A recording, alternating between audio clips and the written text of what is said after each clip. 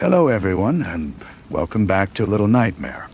I'm Michael, and before we begin, I'd like to ask for a little support. Please subscribe, leave a like, and if you do, let me know in the comments where in the world you're listening from. These may seem like small gestures, but they're essential for helping the channel grow and allowing me to keep bringing you these stories every night. Now, lower the volume just a bit, get comfortable, turn off the lights, and let's dive together into tonight's first story. Story 1. The hallway leading to Christina's house was never the same length twice. I know how that sounds, a thing a child would say. A fanciful notion born of a mind not yet tethered to the hard edges of the adult world. But I am no longer a child, and the truth of that hallway remains. A splinter of wrongness lodged deep in my memory. Some days, when the sun was high and the neighborhood hummed with the mundane music of lawnmowers and distant radios, the walk from the splintering porch to her front door was a mere 10 paces. The light would be buttery, the air smelling of cut grass and warm concrete. On other days, particularly in the late afternoon, when the shadows began to pool like spilled ink, the hallway would stretch, elongating itself into a grim, dark tunnel that seemed to swallow the light and sound from the world outside. The faded floral wallpaper would press in, the pattern repeating into a dizzying infinity, and the air would grow cold and still, carrying the faint, metallic scent of old blood and damper. Your footsteps would echo then, not a quick, sharp sound, but a slow, sinking noise, as if you were walking on a deep carpet of moss. We were all drawn to that house, us children of Hemlock Street. Not by Christina herself, not at first, but by the magnetic pull of the wrongness that lived there. A silent, humming frequency that only the young could hear. Our parents were deaf to it. They saw Dulce, Christina's guardian, as a stern but respectable woman who kept to herself. Her garden a little too perfect, her silence a little too profound. They did not see the way her eyes, the color of flint, could strip the warmth from a summer day. They did not notice that Christina never came out to play. Not unless Dulce brought her out, a pale and silent doll propped up for a grim performance. I was the first to truly see her. Her name was Christina, and her face was a smudge of white at the upstairs window, the one with the cracked pane taped over with yellowing adhesive. She would be there for hours, her small hands pressed against the glass, her eyes two dark pools. We would dare each other to look up, to meet her gaze. It was Tommy Jensen who first waved, a frantic, guilty little gesture. Christina did not wave back. She simply stared, a statue of a girl. But the next day, when we passed by on our way to the creek, a small, grimy piece of paper, folded into a tight square, lay in the dust near the property line. It was a drawing, done in blunt pencil, of a tall, thin woman with a mouthful of needles, standing over a small bed. The woman was Dulce. We knew it instantly. We passed the paper between us, our fingers leaving smudges on the stark, terrible image, a secret shared in the bright, unforgiving sun. That was how it began. The omens. The drawing started appearing more frequently, slipped under a loose picket in the fence, or tucked into the branches of the old oak whose limbs reached over into the miller's yard. They were a chronicle of a private hell. Christina in a closet, her knees drawn to her chin. Christina with a hand clamped over her mouth, the fingers long and bony, unmistakably Dulce's. Christina with tears that were drawn as solid, black lines down her cheeks. We collected them, these terrible artifacts, and hid them in a metal box, buried beneath the roots of the oak tree. We were archaeologists of a crime no one else would acknowledge. Our afternoons, once filled with the simple geography of kickball and hide-and-seek, were now mapped by the silent language of those drawings. We were witnesses, and being a witness, I learned, is a form of participation. Dulce began to involve us. It started subtly, a blurring of the line between their world and ours. She would be in her garden, pruning roses with shears that snicked through the stems with a sound like breaking bones, and she would call out to one of us. "Hugh," she'd say, my name a cold stone in her mouth. "Be a dear and take this basket up to Christina. She's feeling poorly." The basket would contain a single piece of dried toast and a glass of water, nothing more. The command was not a request. It was a test. To refuse was to acknowledge the strangeness, to break the unspoken contract of suburban compliance. So I would take the basket, my heart a trapped bird beating against my ribs, and walk the shifting hallway. Inside, the house was a tomb. The air was thick and still, smelling of lemon polish and something else, something sweetly rotten, like forgotten fruit. The silence was a physical presence, a weight on the eardrums. I would climb the stairs, each creak a gunshot in the hush, and push open Christina's door. She was always on the bed, a small lump beneath a thin blanket. Even in the height of summer, her room was sparse, almost cell-like. There were no toys, no books, just the bed, a small dresser, and the window with the cracked pane. She would look at me, her eyes enormous in her thin face. And there was no gratitude in them, only a flat, empty acceptance. Sometimes a fresh bruise would bloom on her arm, a splash of ugly color against her pallor. I would set the basket down on the floor, my hands trembling, and flee, the hallway always seeming impossibly long on the way out, a gauntlet I had to run. The cruelty escalated, as these things do, in increments.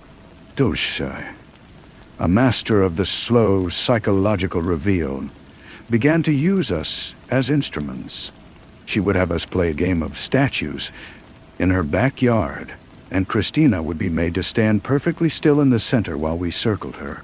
If she moved, if she so much as flinched, Dulce, watching from the porch with a glass of iced tea, would give a small, almost imperceptible shake of her head. The punishment would come later, behind the closed door. But we knew it was coming. We carried the knowledge of it with us. We were her audience, her accomplices. Tommy Jensen, eager to please any adult who paid him attention, once held Christina's arms behind her back while Dulce force-fed her a spoonful of bitter medicine, something from a dark brown bottle. The liquid dribbled down Christina's chin, and she made a sound, a low, guttural whimper that was not quite human. I stood by the door, my feet rooted to the spot, a scream trapped in my throat, a silent, complicit ghost. The drawing stopped. For a week, then two. There was nothing in the oak tree, nothing under the fence. The absence was more terrifying than the drawings themselves. It was a silence that screamed. We gathered by the creek one afternoon, the water bubbling over the stones, a sound that usually soothed us. We were arguing in hushed, frantic tones. We had to tell someone, a parent, a teacher, but the thought was paralyzing. Tell them what? That we had taken baskets to a sick girl? That we had played a game in a neighbor's yard? That we had seen bruises? The evidence was all in our heads, a collection of whispers and nightmares. The adults lived in a world of solid things. Mortgage payments, grocery lists, the evening news. They would not understand the shifting hallway. They would not believe the woman with the needle teeth. The revelation came on a Tuesday. The air was heavy with the promise of a storm. Dulce summoned me. Not Tommy, not Sarah Miller, but me. She stood on her porch, her figure a stark cutout against the bruised purple sky. "Hugh," she said, "she's asking for you."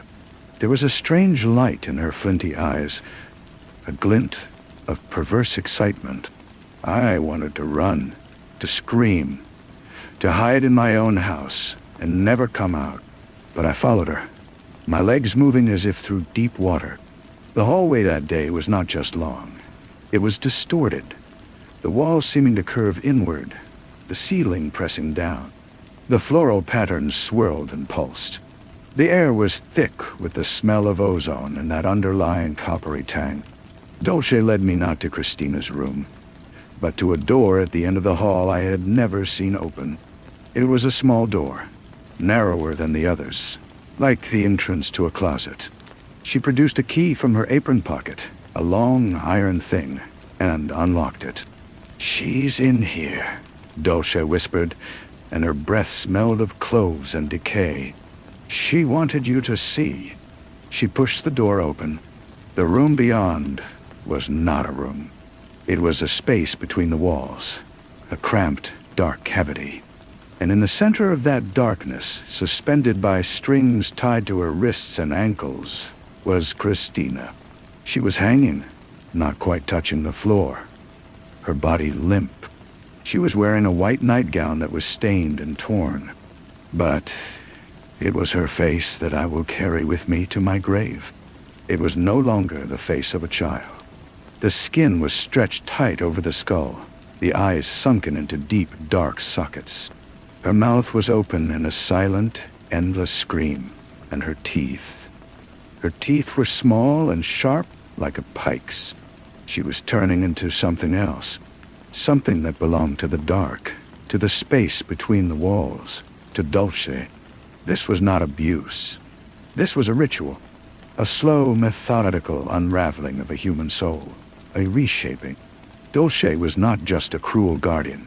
She was a sculptor of nightmares, and she was using our complicity, our shared guilt, as one of her tools. She had made us a part of the ceremony. I stumbled back, a strangled noise escaping my lips. I turned and ran, down the impossible length of the hallway, out the front door, into the gathering storm. First crack of thunder sounded like the world splitting in two. I never went back. My family moved away that winter. My father's transfer, a blessing I never knew I needed.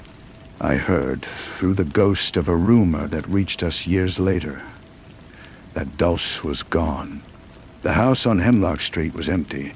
No one knew what happened to Christina. She had simply vanished, they said.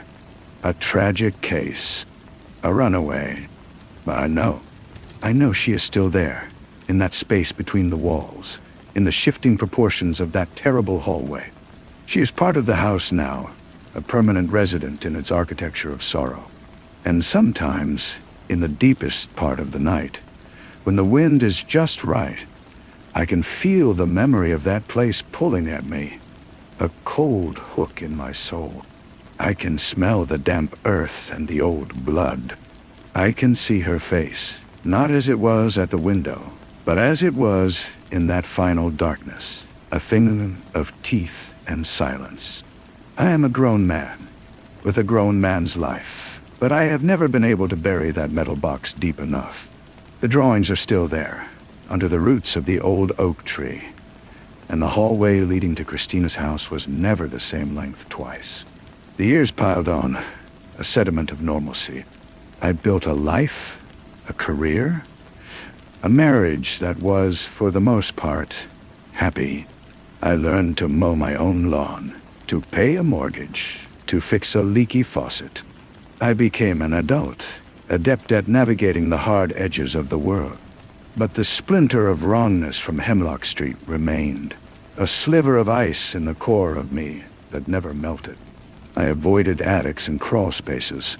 The sight of a narrow door in a hallway could make my breath catch. My wife, Lena, noticed these small flinches, these moments when I would simply go quiet and still, my eyes fixed on some middle distance only I could see. She called them my absences.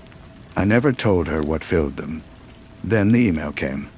It was from Sarah Miller, her name a relic from a forgotten epoch sitting in my inbox. The subject line was just Oak Tree. My hand trembled as I clicked it open. The message was brief. They were developing the old neighborhood. Bulldozers were scheduled for the end of the month. The old oak on the Miller's property, the one whose limbs had reached over the fence, was coming down. She thought I should know. She signed off with, "I dream about it too. Sometimes no further explanation was needed. We were a secret society of two, bound by a horror we could never articulate. I had to go back. The decision was not a conscious one. It was a gravitational pull. I told Lena I was visiting my parents, a flimsy lie she saw through but did not challenge. The drive was a journey through a distorted past. The familiar streets were both the same and utterly alien. The houses smaller, the trees larger.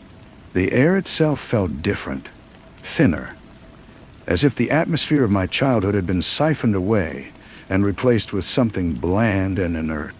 I had parked a block away from Hemlock Street, my heart hammering against my ribs. I walked the rest of the way, my footsteps echoing the ghost of my younger self. And there it was, the house. It was a ruin, its paint peeled away in long, leprous strips, the porch sagging like a broken spine. The garden was a jungle of weeds, the perfect rows of roses, long since strangled. But the window, the one with the cracked pane, was still there. The yellowing adhesive was gone, leaving a dark, vacant eye. I didn't look at it for long. My destination was the miller's yard. The old oak stood, a gnarled giant amidst the stumps of lesser trees that had already been cleared. Its leaves were a dull, dusty green, and it seemed to sense its impending doom. I found the spot easily, a memory etched into my muscle and bone. The roots were a tangled above-ground network, and one in particular, a great knotted knee of wood, was my landmark. I got down on my knees, the damp earth soaking through my trousers, and began to dig with my hands.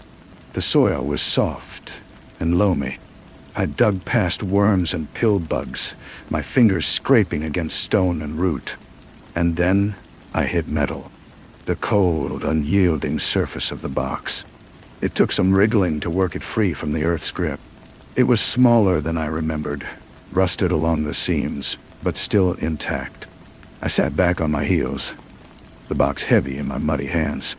This was it, the proof, the chronicle of our shared sin. I didn't open it. I couldn't. I simply held it, feeling the weight of it, the physical manifestation of the thing that had haunted me for decades. I had come to retrieve it, to finally bury it somewhere deeper, or burn it, to be rid of it for good. But as I sat there, a profound and chilling certainty settled over me. It didn't matter. The box, the drawings, they were just echoes.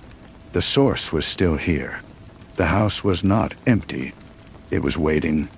I stood up, the box tucked under my arm, and turned to leave. And that's when I saw her. Not at the window, but on the sidewalk, just outside the property line. Dulce. She looked exactly the same. The same severe bun, the same flinty eyes, the same posture of absolute stillness. Time had not touched her. She was holding a wicker basket, and she smiled, a thin, bloodless line. It was a smile of welcome. My blood ran cold. I took a step back, my grip tightening on the box. This was not a memory. This was not a ghost. She was solid, real, standing in the afternoon sun as if she had never left.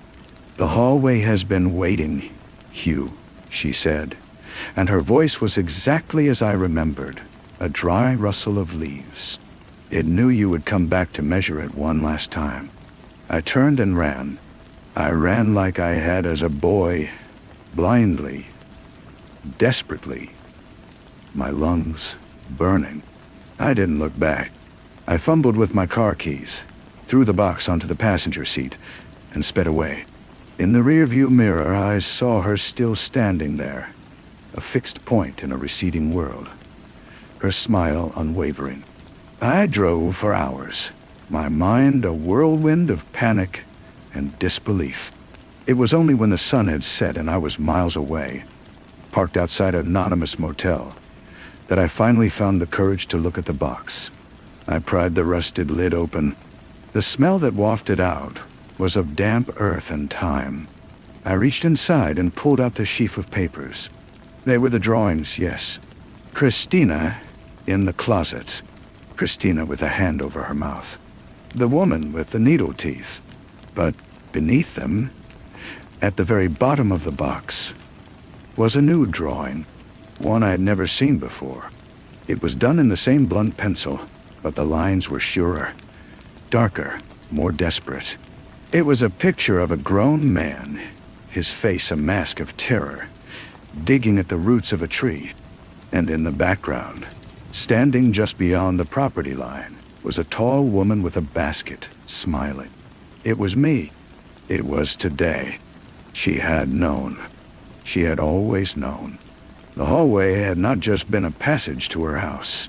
It was a conduit, and our complicity had kept it open. We had not just witnessed the ritual. We had been the anchor that held it in place. And now, by returning, by touching this artifact of our shared guilt, I had measured the hallway once more. I had confirmed its existence. And in doing so, I had made it real all over again. The box was not a record of the past. It was a living thing, and it was still connected to the source. I was not escaping. I was carrying it with me. The motel room was a tomb of beige and brown, the air thick with the smell of stale cigarettes and disinfectant. I sat on the edge of the bed, the drawing of my own terrified face staring up at me from the cheap carpet. My hands would not stop shaking. I had thought the horror was a place, a fixed point on a map I could flee. But Dulce was not a location. She was a condition, a sickness in the soil of that house that had now, through me, found a vector. I gathered the drawings, my movements slow and deliberate, like a man handling live ordnance. I could not keep them. I had to destroy them. The thought of burning them was my first instinct, a clean, purifying fire. But a deeper, more primal fear whispered that fire would not cleanse this. Fire would only release it, like smoke, to drift and find a new place to settle. I thought of scattering the pages in a river, but the image of those terrible drawings floating on the current, washing up on some distant bank for another child to find, was unbearable. In the end, I did nothing. I placed the drawings back in the rusted box, closed the lid, and wrapped the entire thing in a plastic motel laundry bag. I drove until I found a 24-hour storage facility on the outskirts of a town whose name I forgot as soon as I left it.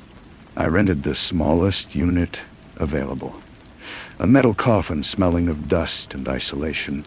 I placed the box on the concrete floor, walked out, and pulled the rolling door down with a crash that echoed in the vast, silent corridor. I locked it and shoved the small brass key deep into my pocket. It felt like a shard of ice against my thigh. The drive home was a blur of highway hypnosis and creeping dread. I expected to see Dulce at every rest stop, standing by a vending machine with her basket. I expected the shadows in the rearview mirror to solidify into her shape. But there was nothing. Only the endless, accusing stretch of asphalt. Lena was waiting for me. She knew instantly that something was fundamentally wrong. I was a different man from the one who had left 2 days prior. The sliver of ice was now an iceberg, and I was freezing from the inside out. I could not tell her. The words were like stones in my throat, impossible to dislodge. How could I explain that my childhood bogeyman was real? That she was a timeless architect of suffering, and that I had just re-anchored her to my life? She would see the madness in my eyes and have me committed. So I built a wall. I told her the trip had been stressful, that seeing my old neighborhood had stirred up difficult memories. It was a pathetic, transparent lie, and we both let it stand between us, a new, unbreachable fence. Life resumed its mundane pattern, but the texture of everything had changed. The world had become thin, a fragile scrim over a deeper, darker reality. I started taking different routes to work, avoiding long hallways in office buildings. I could not bear to be in the attic or the crawl space of our own home. The simple act of closing a closet door required a conscious effort of will.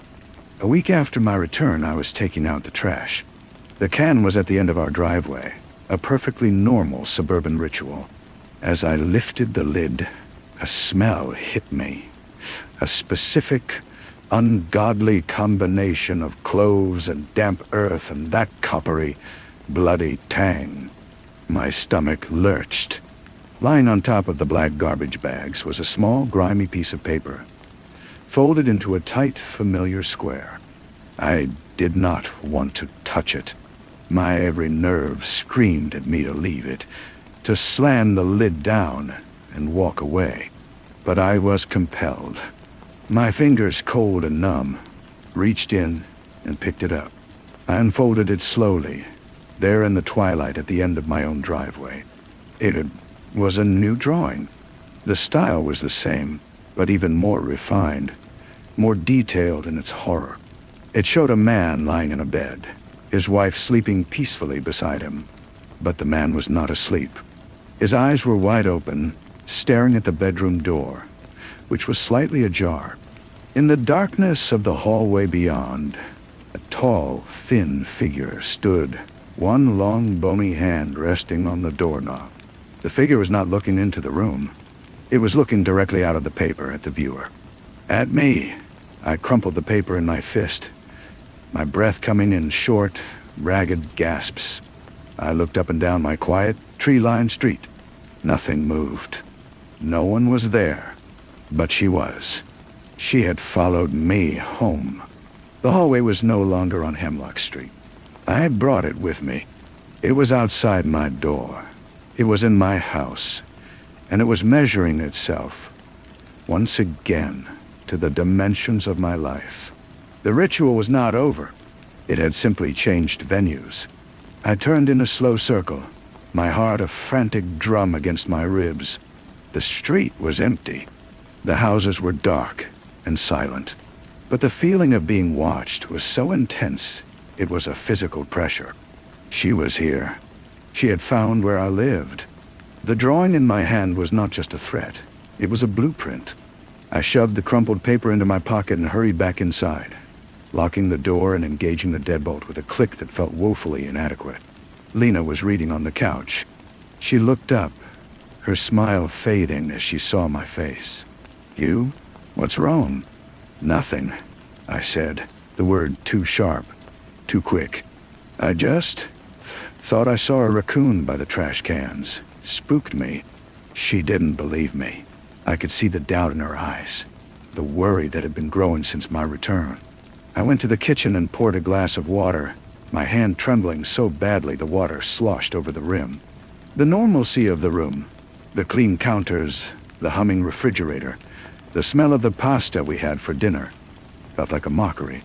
This was no longer a sanctuary. It had been mapped. It had been measured. That night, I did not sleep. I lay rigid in the dark, my eyes fixed on the sliver of darkness where the bedroom door was cracked open, just like in the drawing. Every creak of the house, every sigh of the wind outside, was the sound of a footstep on the hall floorboards.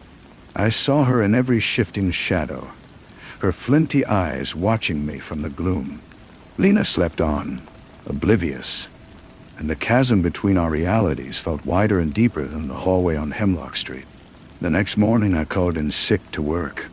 I spent the day patrolling my own home, checking and rechecking the locks on every window and door. I felt like a prisoner, but I didn't know if I was locking a threat out or locking myself in with one. In the afternoon, the mail came. Among the bills and catalogs was a plain, unstamped postcard. There was no address, no return address.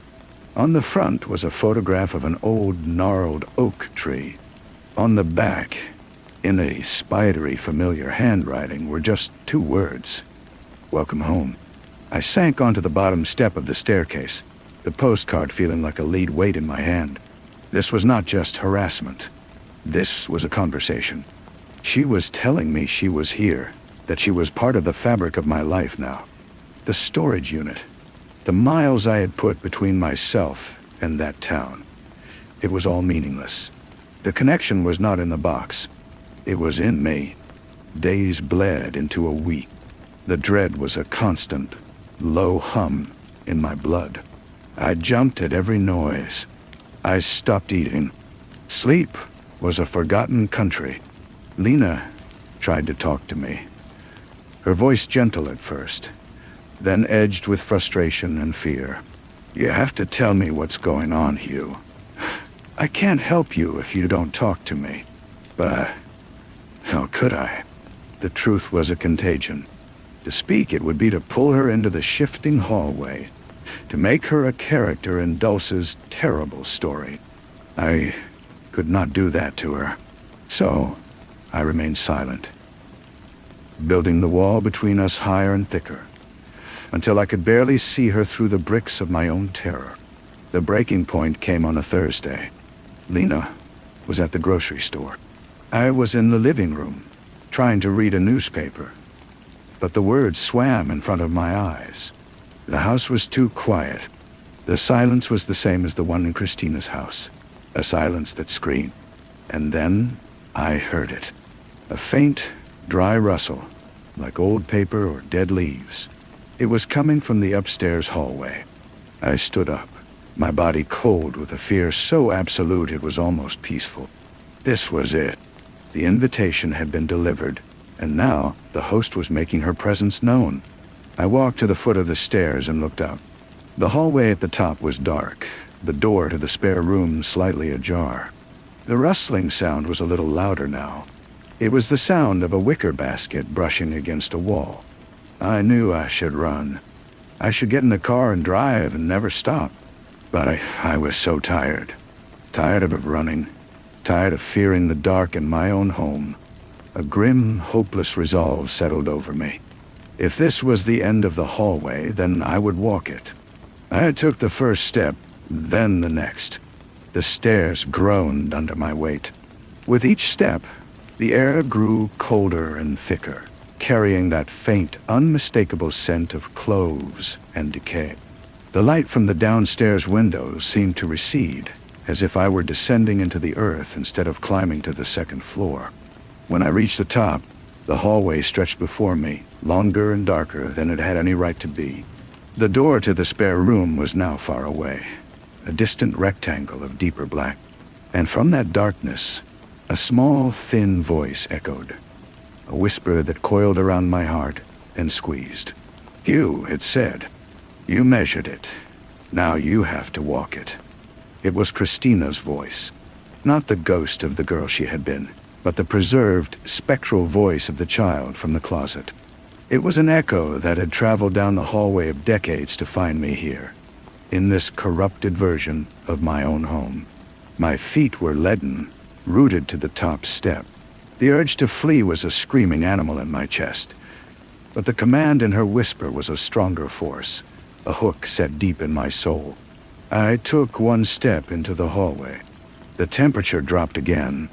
The floral pattern on the wallpaper, which Lena had picked out just last year, seemed to writhe and bleed into a darker, more complex design, one of thorns and twisted roots.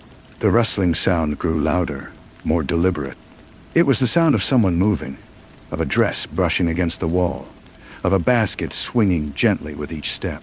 I could see a shape now, coalescing from the gloom at the far end. It was tall and thin. Dulce dot. She was not walking toward me. She was simply waiting, a fixed point in the expanding darkness.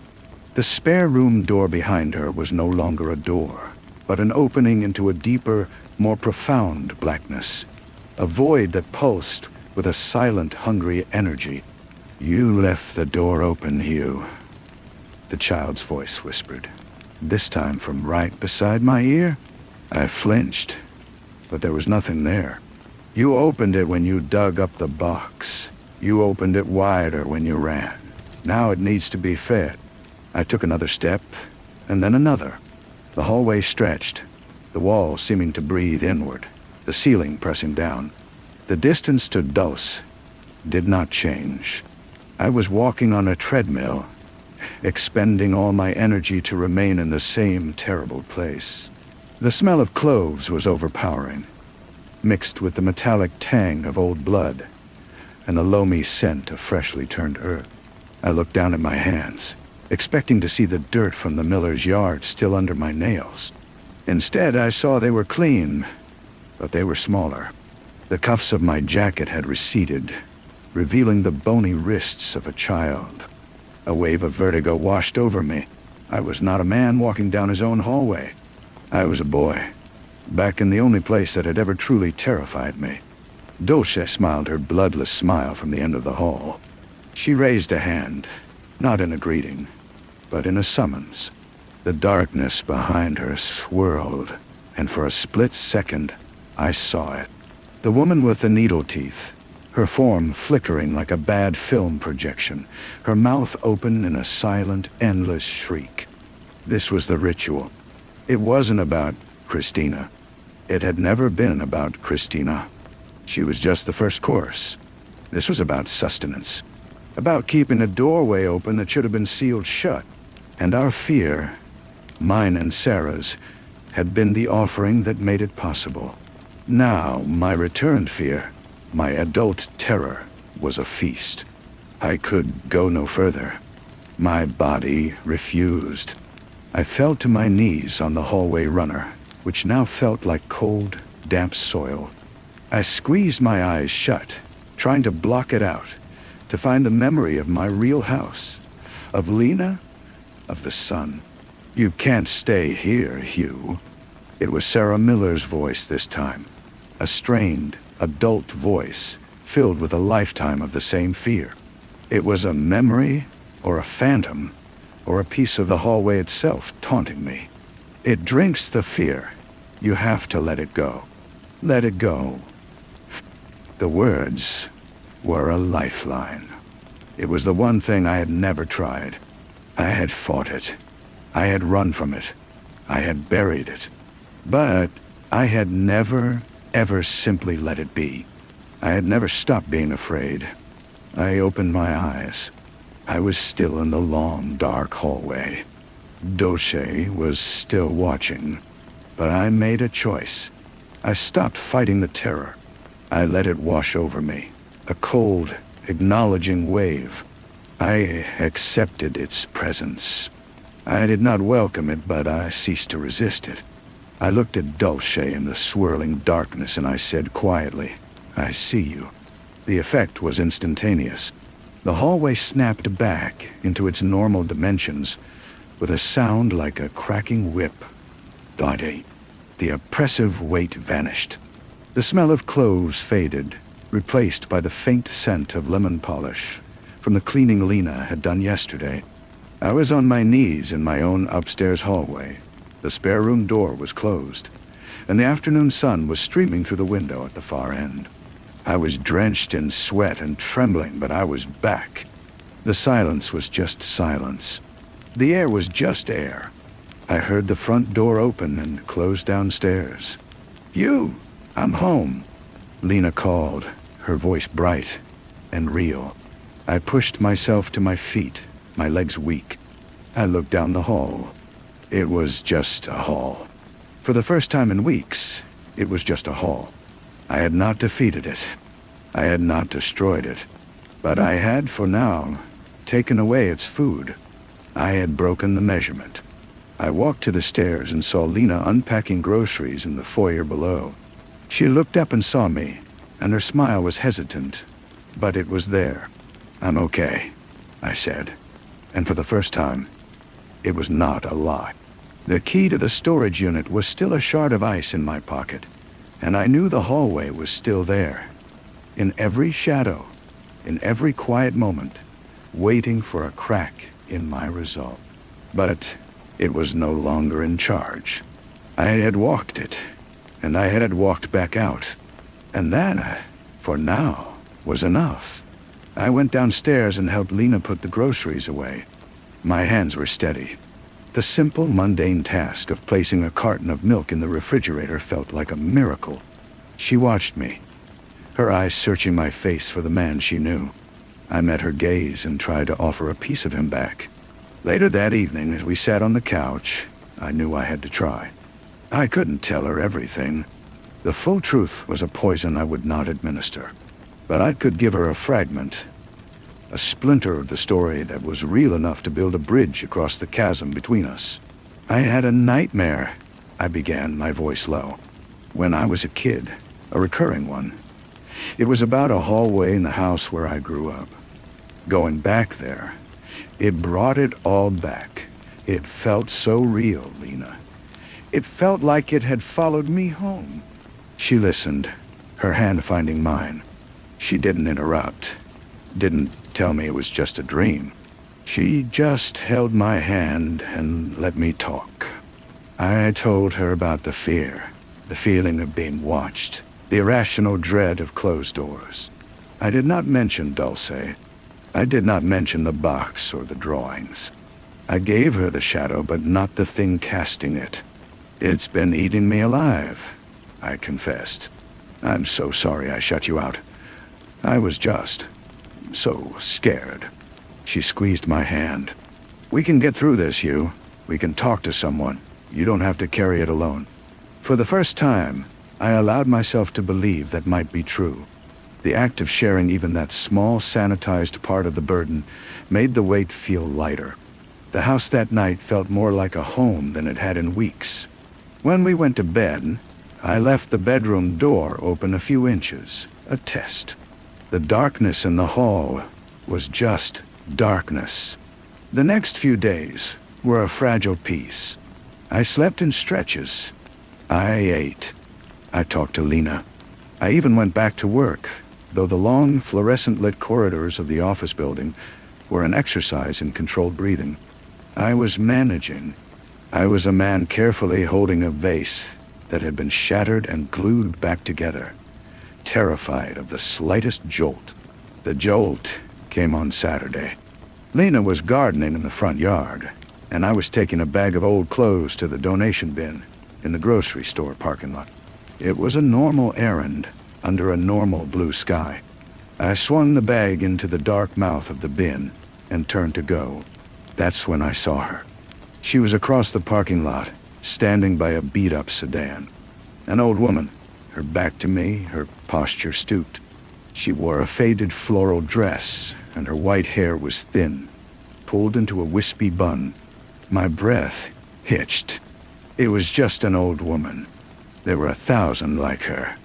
But then she turned, slowly, as if she felt the heat of my stare. It wasn't Dulce. The relief was so potent it made me dizzy. This woman's face was a roadmap of wrinkles, her eyes milky with cataracts. She was just a stranger. I offered a weak, apologetic smile and began to walk toward my car. As I passed her, she spoke, her voice a dry rustle. You have a kind face. I stopped, compelled by a lifetime of politeness. Thank you, I said, my voice tight. She smiled, a gentle, grandmotherly smile. But her milky eyes seemed to look right through me, to the scared little boy hiding inside the man. She always did like the kind ones, the old woman said, her smile not faltering. Said their fear tastes the sweetest. My blood turned to ice. I stood frozen, unable to move, unable to speak. The old woman gave a soft, phlegmy chuckle, then turned, got into her sedan and drove away. I stood there in the middle of the parking lot, the sun warm on my skin, the world continuing its mundane business all around me. I had not defeated anything. I had not escaped. The hallway was not just a place or a memory. It was a network, and I was a node, and it knew exactly where I was. Story 2. The first thing Hudson felt was the cold. It was not the ambient chill of the late October morning that seeped through the single-pane window of his bedroom. This was a localized cold, a perfect, focused circle of winter centered on his forehead, just above the hairline. It felt like a coin left in a freezer, pressed against his skin with an unyielding permanence. He groaned, rolling over in the bed that was too big for him now. The empty space on Kylie's side, a geography of absence he navigated every night. He fumbled for the blanket, pulling it up to his chin, but the cold on his forehead remained. A private, personal winter. He shuffled into the bathroom, his eyes gritty, with a sleep that was not rest but a shallow drowning. He did not look in the mirror at first. He never did. The sight of his own face, hollowed out by grief, was a reflection of a ghost he did not recognize. He turned on the tap, the water groaning in the pipes, and splashed his face, trying to banish the strange, persistent chill. The water dripped from his jaw, and he finally, reluctantly, lifted his gaze. Two dark, knotted protrusions, the color of old bone and dried blood, curved from his temples. They were rough, like the bark of a dead tree, and they grew from him as if they had always been there, waiting just beneath the skin for the right moment to breach the surface. He did not scream. The part of him capable of such a clean, simple reaction had been buried 6 feet under with Kylie. Instead, a low animal sound escaped his throat, a whimper of pure, unadulterated disbelief. He reached up, his fingers trembling, and touched one. It was solid. It was real. It was fused to his skull. The cold he had felt was the heat of his own body leaching into them. These impossible, monstrous things. The world outside his little house on the edge of the Maine woods did not care about his metamorphosis. The sun was a pale, watery coin behind a scrim of clouds. The leaves, brilliant in their death throes of scarlet and gold, rustled with a sound like dry, whispering voices. He pulled a wool beanie low over his brow, the rough yarn scratching the unnatural growths, and stepped out into the day. He had to go into town. He had to see Corey. Corey, his oldest friend. The one who had held him up at the funeral. The one who had promised they would find who did this to Kylie. The bell above the door of Miller's general store chimed a cheerful, tinny note that felt like a violation. Old Mrs. Henderson was at the counter, buying milk and a loaf of bread.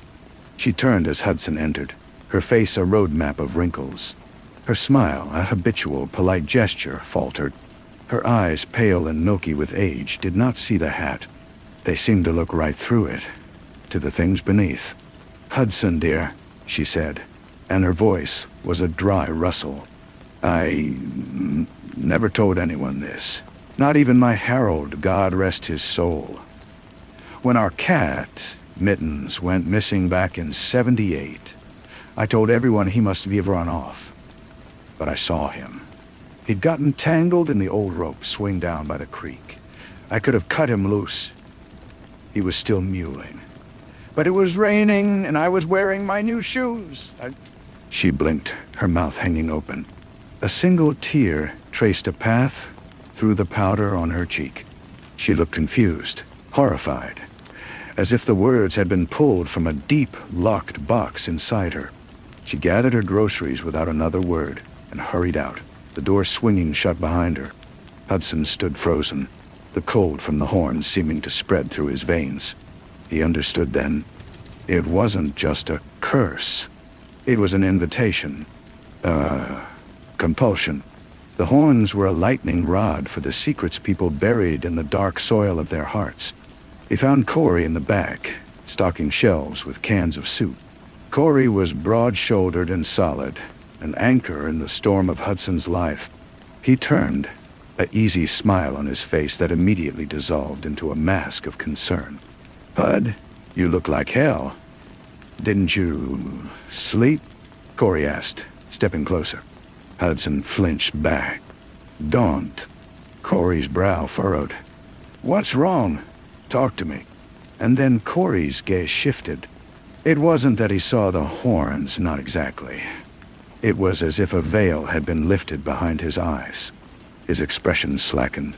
The friendly concern melted away, replaced by a raw, unvarnished truth.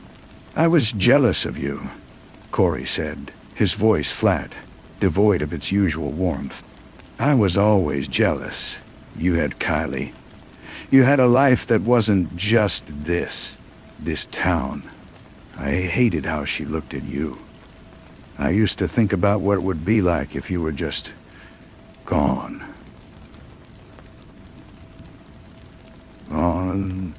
Hudson felt the words like physical blows.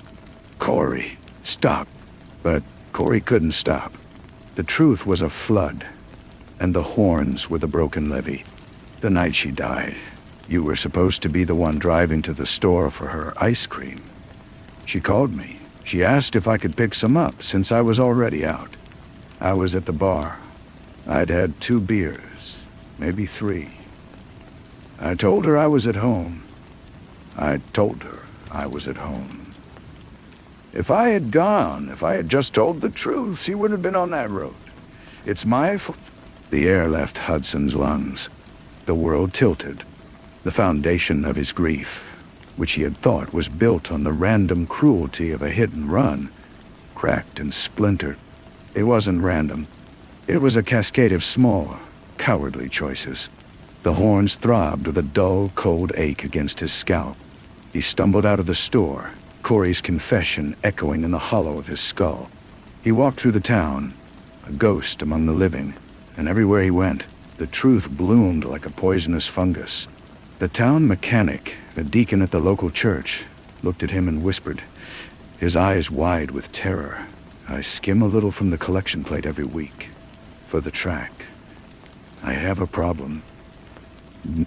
A young mother pushing a stroller met his gaze and began to sob. "I don't love my baby. I look at her and I feel nothing. I just feel tired. I want my old life back." His own father, when Hudson showed up on his doorstep, looked past the hat and his face crumpled. "Your mother, before she passed, she was having an affair with Phil Henderson. For years, I knew. I always knew. I hated her for it. Sometimes I hate you for looking so much like her." The town's hidden architecture of sin and weakness was laid bare to him. The horns did not just draw out the truths.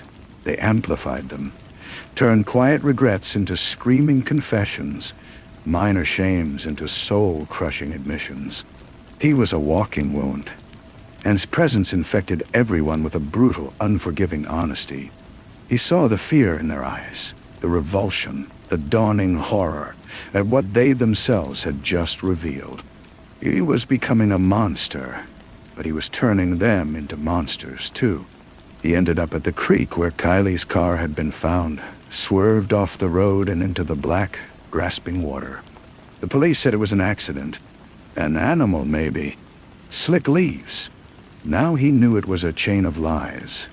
A domino fall of failures that ended with her, alone and drowning in the cold dark. He knelt by the water's edge. The weight of the horns. The weight of all the truths, bending his neck. He ripped the beanie off. Let them see. Let them all see the monster their secrets had made. The wind picked up, sighing through the pine trees, carrying the smell of damp earth and decay. The water murmured over the stones, a constant whispering voice. He thought of Corey, not as a betrayer, but as a scared boy, just like him, trapped in the smallness of their town, making small, cowardly choices that grew into tragedies. He thought of all the whispered sins, the quiet desperation that was the true currency of the town. It's all so human, and so utterly damning. He did not hear the approach of the search party, the men with fear in their hearts and hunting rifles in their hands. Led by his own father and a hollow-eyed Corey, they saw him there, kneeling by the water, the grotesque, undeniable horns curling from his head, and they saw the source of the plague of truth that had infected their town. "Hudson," his father called out, his voice cracking. "Son, you have to come with us. We'll get you help." But it was a lie, and the horns knew it. The thought, the unspoken intention, passed from his father's mind, through the cold air, and into Hudson's own. They were not here to help. They were here to cut the cancer out. Hudson stood and turned to face them. He did not speak. He simply looked at them, one by one, and the truth did the rest. His father lowered his rifle, his face a mask of shame. "I'm sorry. I'm so sorry. I can't. Corey dropped his, the weapon clattering on the stones. I loved her too, he whispered, the confession ripped from a deeper, more final place than before. I loved her, and I killed her. The other men faltered, their resolve undone by the sudden violent intimacy of their own hidden hearts spilling into the open air. They stood, paralyzed by the glare of their own souls. Hudson looked past them, at the town he had known his whole life. He saw the lies in every window, the secrets in every shadow. He was a part of it now, and it was a part of him. The horns were not a curse imposed, but a truth manifested. He was the walking, breathing confession of this place. He took a step back, then another, until the cold, black water of the creek swirled around his ankles, then his knees. The shock of it was a baptism. The men on the shore did not move, trapped in their own private hells. He turned and waded deeper, towards the center of the current where the water ran swift and silent. The cold enveloped him, soaking his clothes, leaching the last of his warmth. The horns on his head felt heavier now, pulling him down. He did not fight it. He let the current take him, pulling him under the surface. The world above, the world of men and their painful necessary lies, dissolved into a green, wavering light. The water filled his ears, a roaring silence that drowned out all the whispers. He sank, down past the skeletal branches of submerged trees, down towards the soft, silty bottom. The darkness there was absolute. It was not an empty darkness, but a thick, velvety presence. It felt like forgiveness. It felt like an ending. Above, on the bank, the men finally stirred, the spell broken by his disappearance. They peered into the murky water, but they saw nothing. The creek kept its secrets. The wind picked up, moving through the tall pines, a sound like a long, slow exhalation. It smoothed over the footprints on the muddy bank. The rain began to fall, a soft, persistent drizzle that pattered on the leaves and rippled the surface of the water, erasing any last trace of the struggle. By nightfall, the creek was just a creek again. The woods just woods. The wind and the water and the encroaching dark covered everything, swallowing every presence, every sin, every painful, beautiful truth, until there was only the landscape, ancient and indifferent, holding it all in a deep and silent embrace. The silence of the deep was not silent at all. It was a chorus of pressure, a thrumming in his bones that replaced the cacophony of confession. The water was a shroud, heavy and cold, and for a long time, Hudson did not move. He lay on the silt, his clothes anchored by the water, his body racked with a cold that was no longer just from the horns. He waited for the end, for the final numbness to take him. But it did not come. Instead, a new sensation began at the roots of the horns, a warmth that defied the icy water. It was a dull, throbbing heat that spread across his scalp and down his neck, a counterpoint to the chill that had claimed the rest of him. The horns themselves seemed to pulse, not with cold, but with a strange, latent energy. He became aware of a different kind of truth, one that was not torn from the guilty hearts of men, but that rose from the ancient wordless world around him. He could feel the creek bed, not just beneath him, but for 100 yards in every direction. He felt the slow, patient burrow of a crayfish into the mud. He felt the frantic, tiny heartbeat of a minnow trapped in the roots of a water lily. He felt the immense, timeless weight of the stones worn smooth by centuries of current. The truth of the water was not a spoken shame. It was a physical fact, a network of life and geology that he was now, inexplicably, a part of. His lungs, which should have been screaming for air, felt still and calm. A strange peace settled over him. The urge to breathe faded, replaced by a profound and alien knowledge that he was being sustained by something else, by the water itself, by the truth of the world he had sunk into. He pushed himself up from the silt, his movements slow and fluid. The water offered no resistance, only support. He stood on the creek bed, the water flowing around his chest, and looked up. The surface was a rippling silver sheet, a broken mirror reflecting a sky he could no longer see. The figures on the bank were gone, their turmoil absorbed by the woods. He was alone. He began to walk, not towards the shore, but downstream, following the pull of the current. The water cleared a path for him. Fish darted away, not in fear, but in a kind of respectful acknowledgement. The weeds seemed to bend aside. He walked for what felt like miles, the horns on his head acting as a tuning fork, resonating with the deep, silent songs of the earth. He felt the veins of water that ran under the soil, the sleeping creatures in their burrows, the vast, tangled web of roots from the great trees that lined the banks.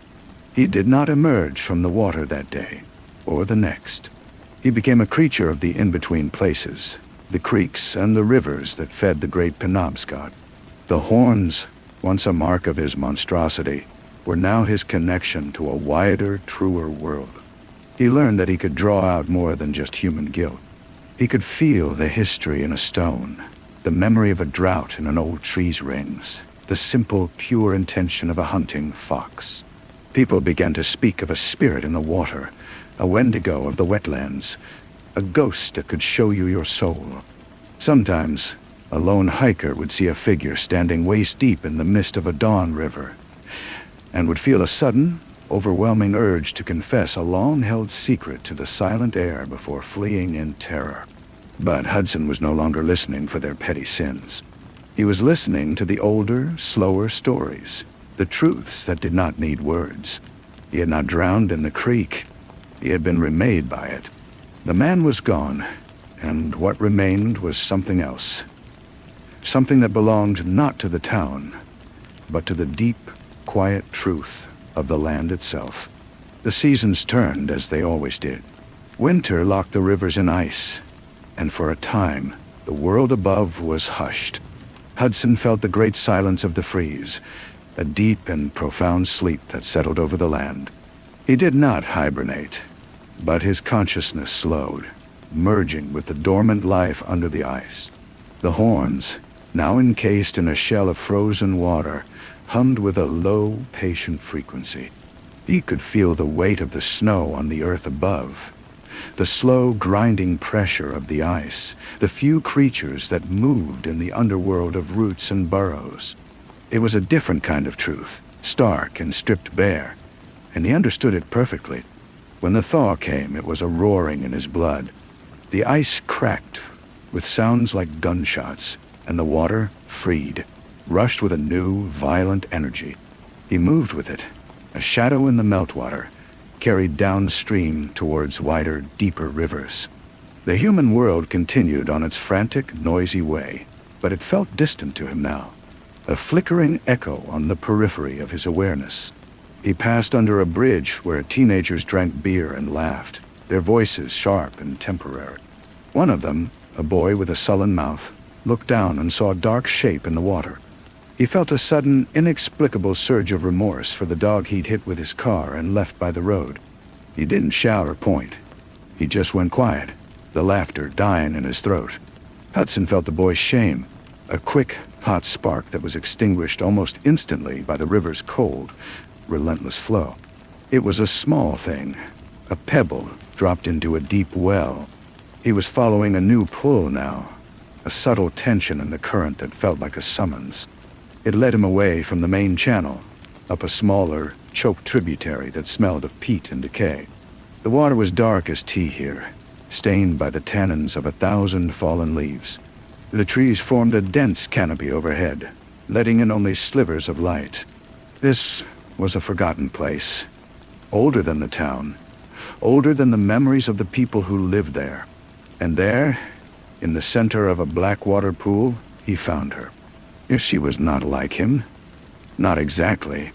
Where he had horns of bone and blood, she had antlers, great and branching, like an ancient elk, bleached white and covered in a faint, phosphorescent moss. Her skin was the color of river clay, and her eyes held the deep, still green of a forest pond. She stood in the water up to her waist, as still as the trees themselves. "You have been calling," he thought, and the words were not sound, but a vibration in the water between them. She inclined her head, a slow, graceful movement. "I have been waiting. The forest has been lonely for a truth-bearer." They did not speak of what they were, or how they had come to be. There was no need. Their presence was explanation enough. She was the memory of the woods, the keeper of its oldest wounds, and its most resilient life. He was the confession of the water, the vessel for its flowing, unforgetting nature. Together, they were the conscience of this place, a balance of root and current, of stillness and change. He waded towards her, and for the first time since the horns had grown, he felt no cold. The water around them grew warm, swirling with a gentle, radiant heat. He reached out, and his hand, rough and water-softened, met hers. It was solid and real. It was an anchor. High on a ridge overlooking the forgotten tributary, a man sat in a tree stand, his rifle across his lap. He was hunting deer, but his mind was on the argument with his wife, the pile of bills on his kitchen table, the gnawing fear that his life was shrinking. He looked down into the dark pool and saw two figures, intertwined like the roots of the great cedars. He felt a sudden, overwhelming sense of peace, a clarity that washed away the noise in his head. He didn't understand what he was seeing, but he knew, with a certainty that settled deep in his bones, that some things were simply meant to be, and that the world was far stranger and more vast than he had ever allowed himself to believe. He stood up, shouldered his rifle, and went home, a quiet resolve in his heart to fix what was broken. Below, in the warm, dark water, Hudson and the forest woman stood together. They were no longer monsters, and they were no longer alone. They were a fact of the land, as natural as stone and stream. The wind moved through the antlers and the horns, and the sound it made was not a whisper of secrets, but a low, soft hum of acceptance, a song for a world that was finally perfectly true. The man with the rifle did not speak of what he had seen. The peace he felt was a private thing, a stone in his pocket he could touch for comfort. He paid his bills, one by one, and kissed his wife with a tenderness that had been missing for years. The change in him was quiet, but it was real. Down in the Blackwater pool, the world continued to turn through them. Hudson learned the stories the forest woman held. He felt the scar of an old forest fire in the gnarled bark of a pine, the joyous memory of a century of berries from a particular bush, the lingering sorrow of a wolf pack driven to extinction. In return, he showed her the river's path, the way it carved the land with patient insistence, the secrets it carried from the high mountains to the sea. Their union was a conversation that needed no words, a slow, deep merging of domains. They were not hidden. A botanist, searching for rare orchids, stumbled into their clearing and dropped her notebook. She did not see monsters. She saw deities. She felt an immediate, profound understanding of the symbiotic relationship between the fungi on the forest floor and the roots of the trees, a concept she had studied for years but never truly felt. She left, her hands trembling, and her research thereafter was touched with a kind of genius, a reverence that led to breakthroughs she could never explain. A developer, armed with surveys and permits, came to assess the land for a new logging road. He stood at the edge of the tributary, his cell phone buzzing with meaningless updates. Then he saw them, standing like sentinels in the water. He expected to feel fear, or at least a rational urge to dismiss the hallucination. Instead, he was flooded with the memory of a childhood spent fishing with his grandfather, the smell of pine sap, the simple, uncomplicated love for a place. He saw with brutal clarity the scar the road would tear through the heart of this ancient system.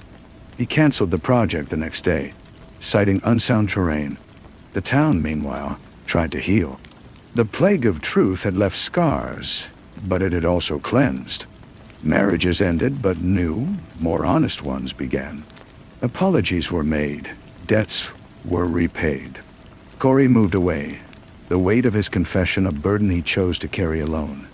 A penance for a crime only he and the river would ever fully know. The story of Hudson became a local legend, a cautionary tale about the dangers of truth, or perhaps a sacred one about its necessity. It depended on who was telling it. Years folded into one another. The man who had seen them from the tree stand grew old. On the last day of his life, he asked his son to take him to that ridge one final time. He was frail, his breath a shallow rattle. His son thought it was a dying man's whim, but he obliged. They sat together as the sun set, painting the sky in hues of orange and purple. Down in the pool, Hudson felt the man's life flickering, a small, brave candle about to be extinguished. He looked at the forest woman, and a silent understanding passed between them. They waded to the edge of the water and looked up. The old man's son saw them then. He gasped, his hand tightening on his father's shoulder. But the old man just smiled, a serene, peaceful smile. "I told you," he whispered, his voice thin as paper. "I told you it was all true." He took one last look at the two figures, the horned man of the water and the antlered woman of the wood, standing together in the twilight. Then he closed his eyes, and his breath left him in a soft sigh. The peace on his face was absolute. The son, tears in his eyes, did not feel fear. He felt a wonder so vast, it left no room for anything else. He gathered his father's body and carried him home, his own heart forever changed. In the growing dark, a new sound began, a soft, mewling cry from the bank. A fawn, newborn and wobbly-legged, had become separated from its mother. It stumbled towards the water, confused and alone. The forest woman moved, her steps silent. She knelt, and the fawn nuzzled against her clay-colored leg, finding instant comfort. Hudson watched, and he understood. This was their purpose now. Not to punish, not to force truth, but to hold the balance, to be a refuge for the lost, a reminder of the ancient, unspoken laws that governed the world.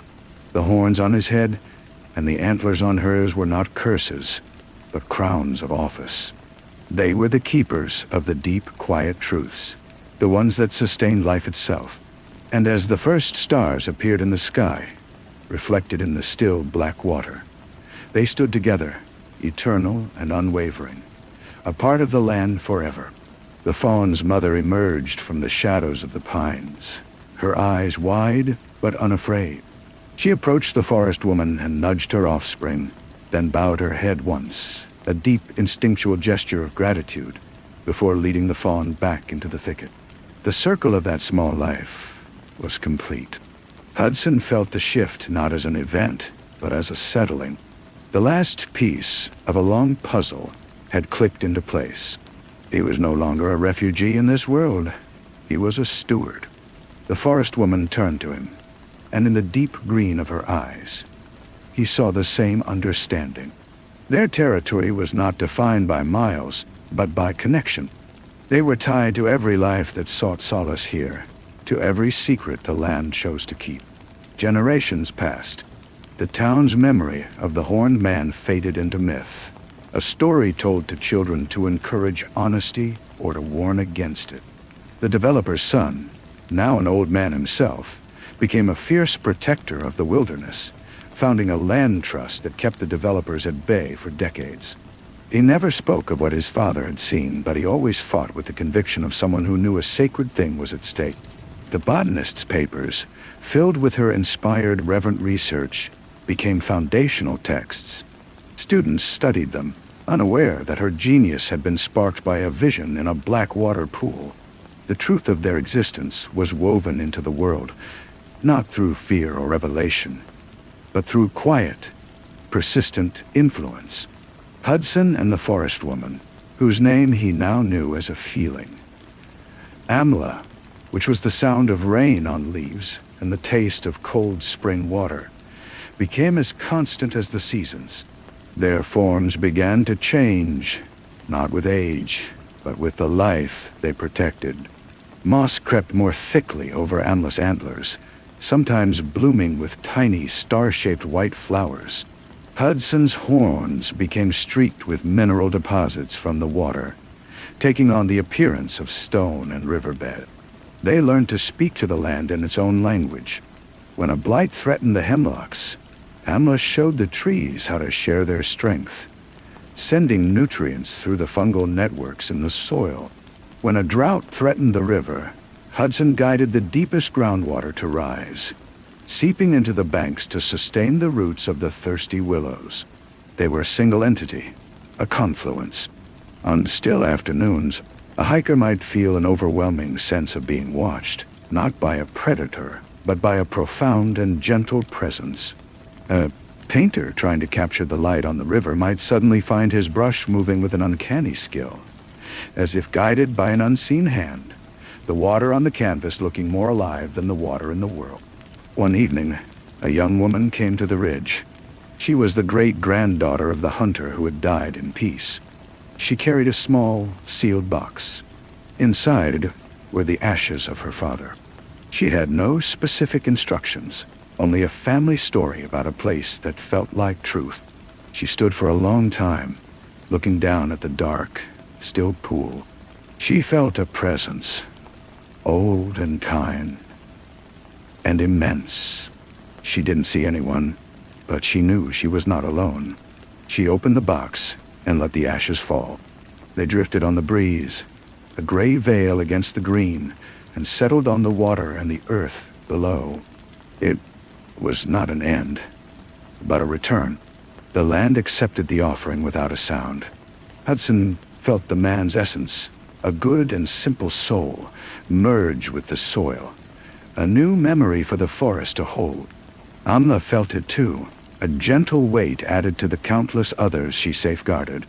The young woman sat down and wept, but her tears were of release, not grief. When she stood to leave, she felt lighter, as if a burden had been shared.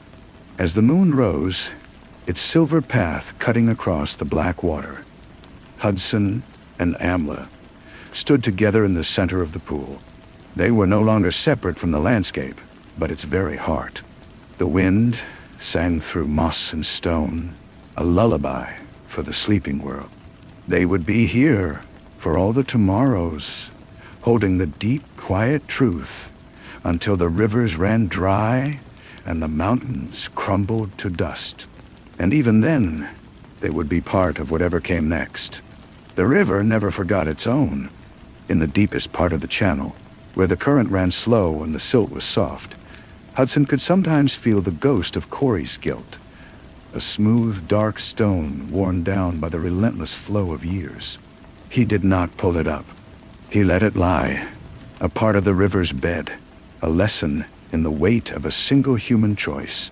It was no longer a poison, but a part of the whole. Amla taught him to listen to the silence between the sounds. He learned to hear the patient growth of a mountain over millennia, the slow journey of a tectonic plate, the quiet hum of the planet itself spinning in the void. His world, which had once been confined to a small town and its petty dramas, now stretched to the core of the earth and the edges of the atmosphere. He was a vessel for it all. One spring, a new kind of noise began to encroach. It was a low, rhythmic thrumming that vibrated through the water, a mechanical heartbeat. Men with machines were probing at the edges of the protected land, their drills tasting the rock, their sensors reading the soil. The developer's grandson, a man who saw land only as a grid of profit, had found a legal loophole in the trust. He wanted what was under the ground, not the life on top of it. The animals grew restless. The birds' songs became warnings. The trees seemed to stiffen. Amla stood straighter, her antlers like a network of lightning against the sky. This was not a single man with a rifle or a botanist with a notebook. This was a system, a mindless hunger. Hudson felt the river's anxiety. The water grew cloudy with agitation. He knew they could not fight with force. They were not warriors. They were witnesses. Their power was in truth, and the truth of this place was its ancient, fragile balance. On the day the bulldozers were scheduled to roll, the CEO himself came to the site for a photo opportunity. He was a young man, crisp and clean in a hard hat, his mind a fortress of numbers and projections. He stood at newly cut access road, the raw earth smelling of violence. His team gathered around him, waiting for the signal. He was about to speak when a fog began to rise from the Blackwater tributary. It was not a natural fog. It was thick and carried the scent of damp earth and pine sap. It rolled through the trees, silent and swift, until it enveloped the entire worksite. The men coughed, their voices muffled. The CEO felt a sudden, profound disorientation. The numbers in his head scattered, and then he saw them, not clearly, but as shapes in the mist. A tall figure with horns of stone and water, and another with antlers of moss and bone. They did not move towards him. They simply stood, watching, and into his mind poured not a fear of monsters, but a vision. He saw the land not as a resource, but as a living body. He felt the intricate, breathtaking connections. The way the water from this river fed aquifers for miles. The way the roots of these trees held the hillside from sliding. The way the mycelial threads beneath his feet were a neural network of unimaginable complexity. He saw the consequence of his cut, not in dollars, but in cascading death. It was the most detailed, devastating environmental impact statement ever conceived, and it was delivered directly into his soul. The fog lifted as quickly as it had come. The sun shone. The men blinked, shaking their heads, muttering about strange weather. The CEO stood frozen, his face pale. He looked at the gash they had already made in the land, and he felt a sickness that had nothing to do with his body. "Stop!" he said, his voice a croak. Then, louder, "Stop everything. Pack it up." His team stared at him, confused. "Sir, the investors." "I don't care," he whispered, his eyes still fixed on the trees where the figures had been. "This is a mistake. A profound mistake." He turned and walked back to his car. A man who had just seen the bottom line of existence and found his own ledger wanting. The project was canceled that afternoon, and the land trust was given an endowment so large its protection was guaranteed in perpetuity. Back in the pool, Hudson felt the mechanical heartbeat fade. The river ran clear again. Amla placed a hand on his arm, her touch a silent acknowledgement of what they had done together. They had not threatened or harmed. They had simply shown the truth, in its full, terrifying, and beautiful context. That night, as fireflies dotted the darkness like floating embers, a new sapling pushed through the soil at the edge of the water. A hemlock, its needles a vibrant, impossible green. It was a response, a thank you. The land was not a passive thing. It gave back. Hudson and Amla watched it grow, knowing their vigil was not a burden, but a conversation. An eternal, quiet conversation with the living world. The sapling grew with a speed that defied the seasons.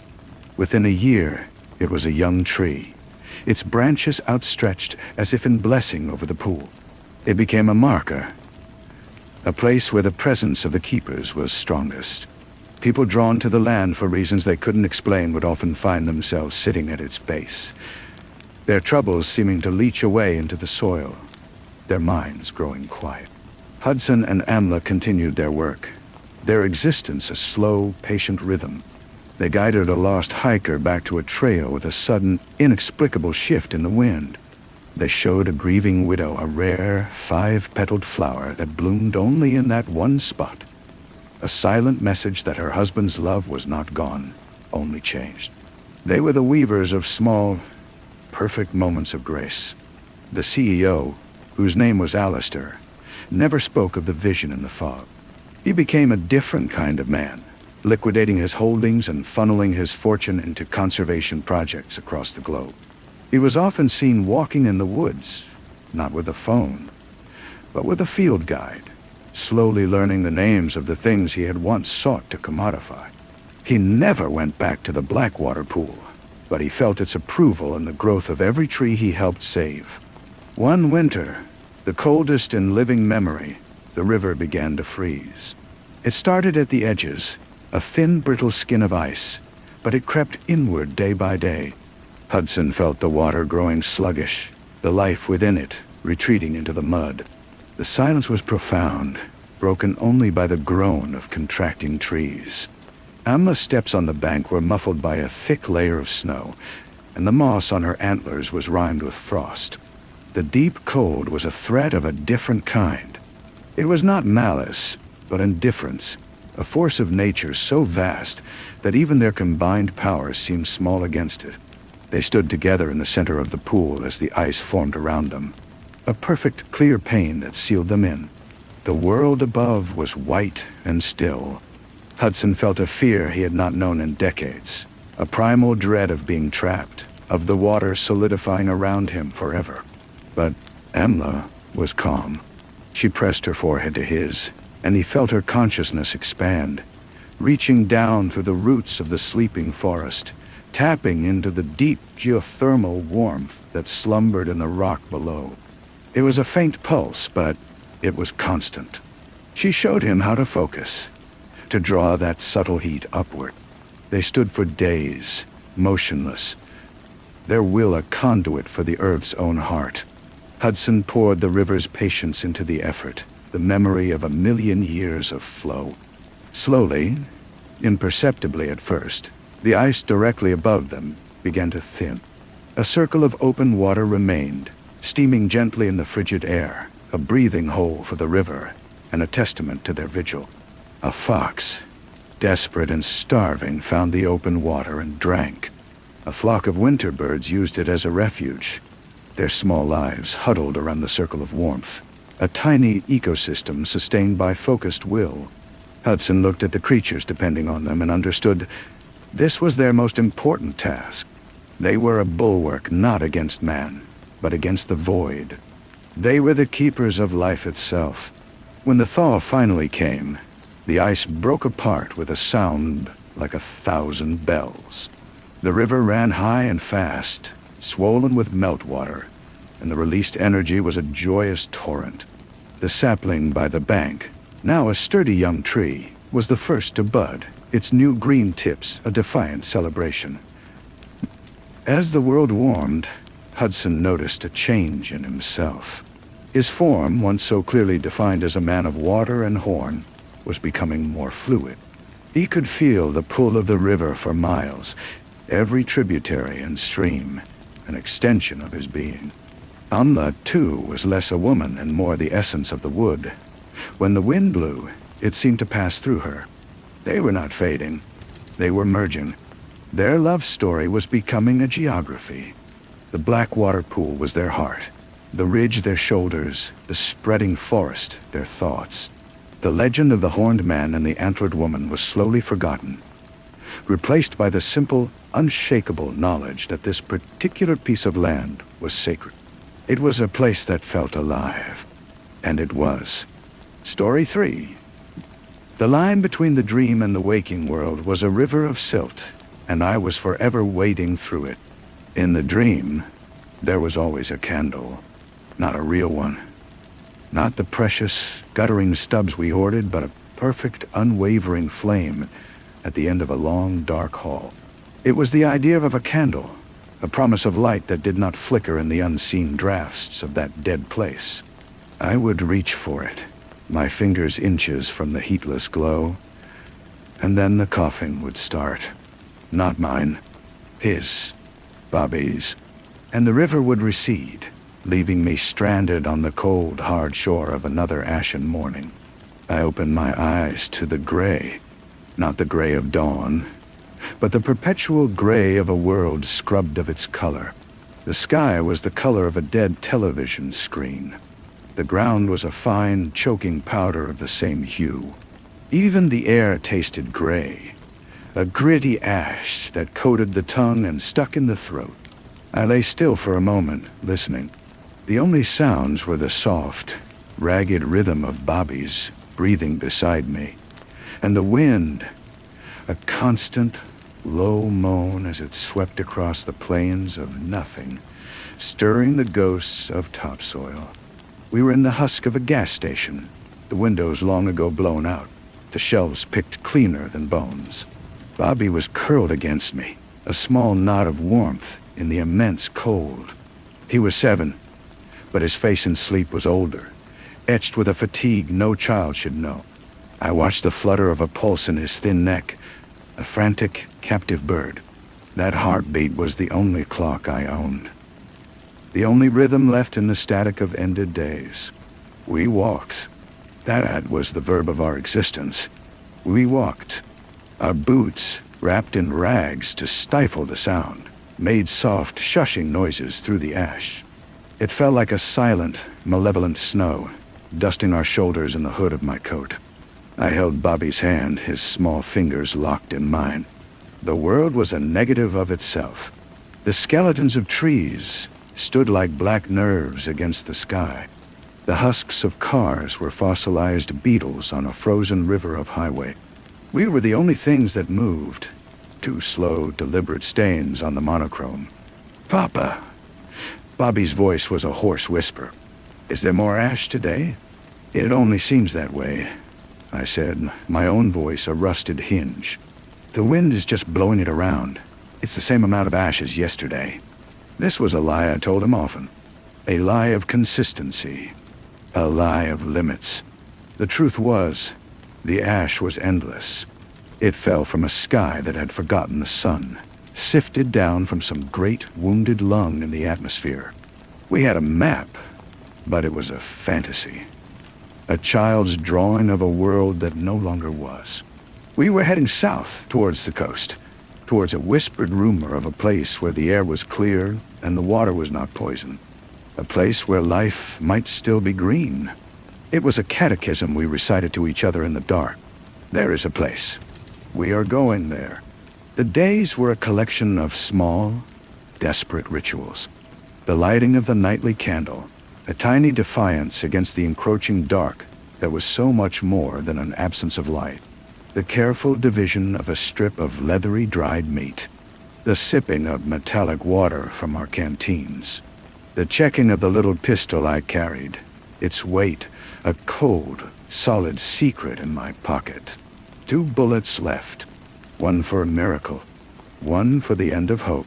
I would look at Bobby, at the way his eyes still sometimes held a flicker of that inner candle, and I would feel the weight of those 2 pieces of lead like stones sewn into my soul.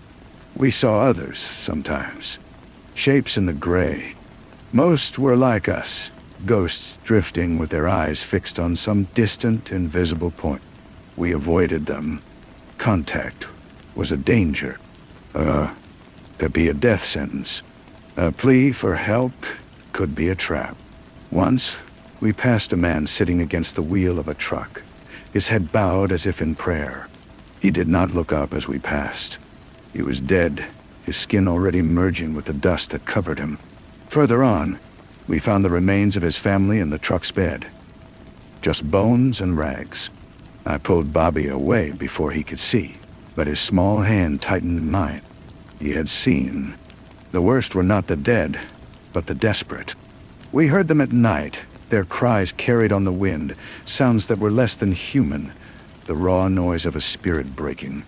Sometimes there were gunshots, sharp and final. Sometimes there was only the silence that followed. We would huddle closer, our backs against a crumbling wall, and I would tell Bobby stories of the world before. I told him about ice cream, about the feel of grass under bare feet, about the roar of a crowd in a baseball stadium. I painted these pictures with my words, trying to make them real for him, trying to build a fort of memory against the howling present. His heartbeat would steady against my side, a small, rhythmic drum keeping time with my lies.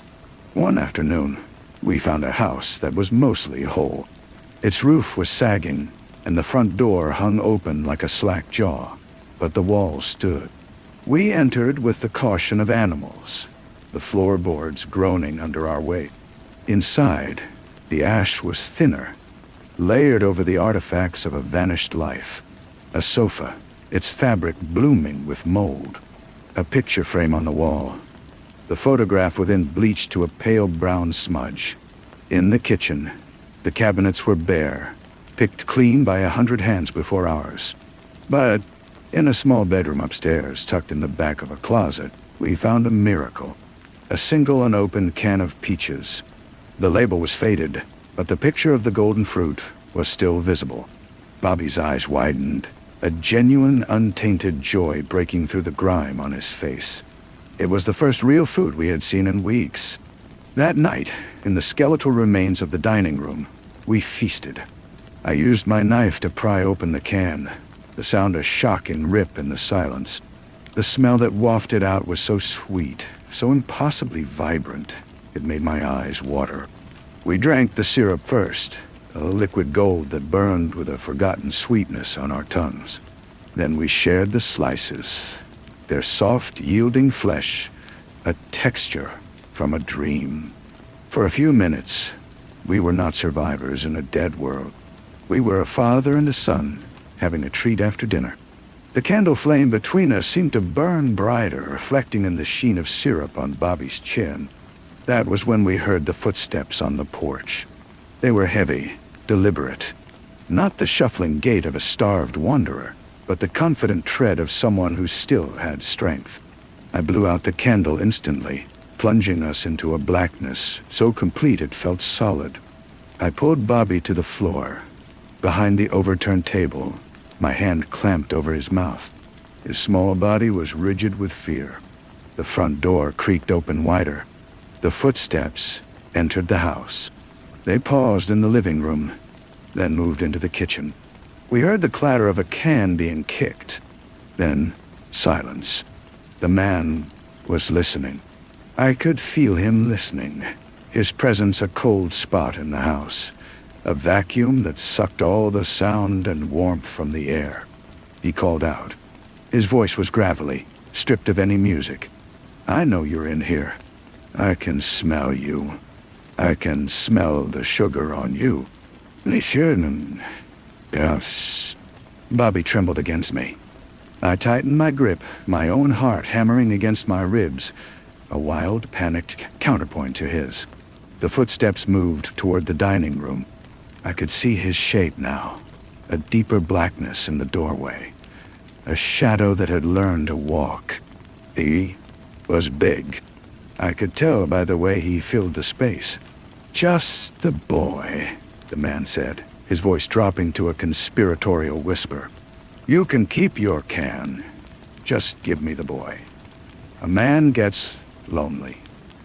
A man needs company. Something inside me, something that had been holding its shape against the weight of the world, cracked. It was not a loud crack, but a quiet, fundamental one, like ice giving way on a deep lake. The fear did not leave me, but it was joined by something else, something cold and absolute. I slowly, carefully moved my hand from Bobby's mouth to my pocket. My fingers closed around the grip of the pistol. The metal was like ice. I stood up.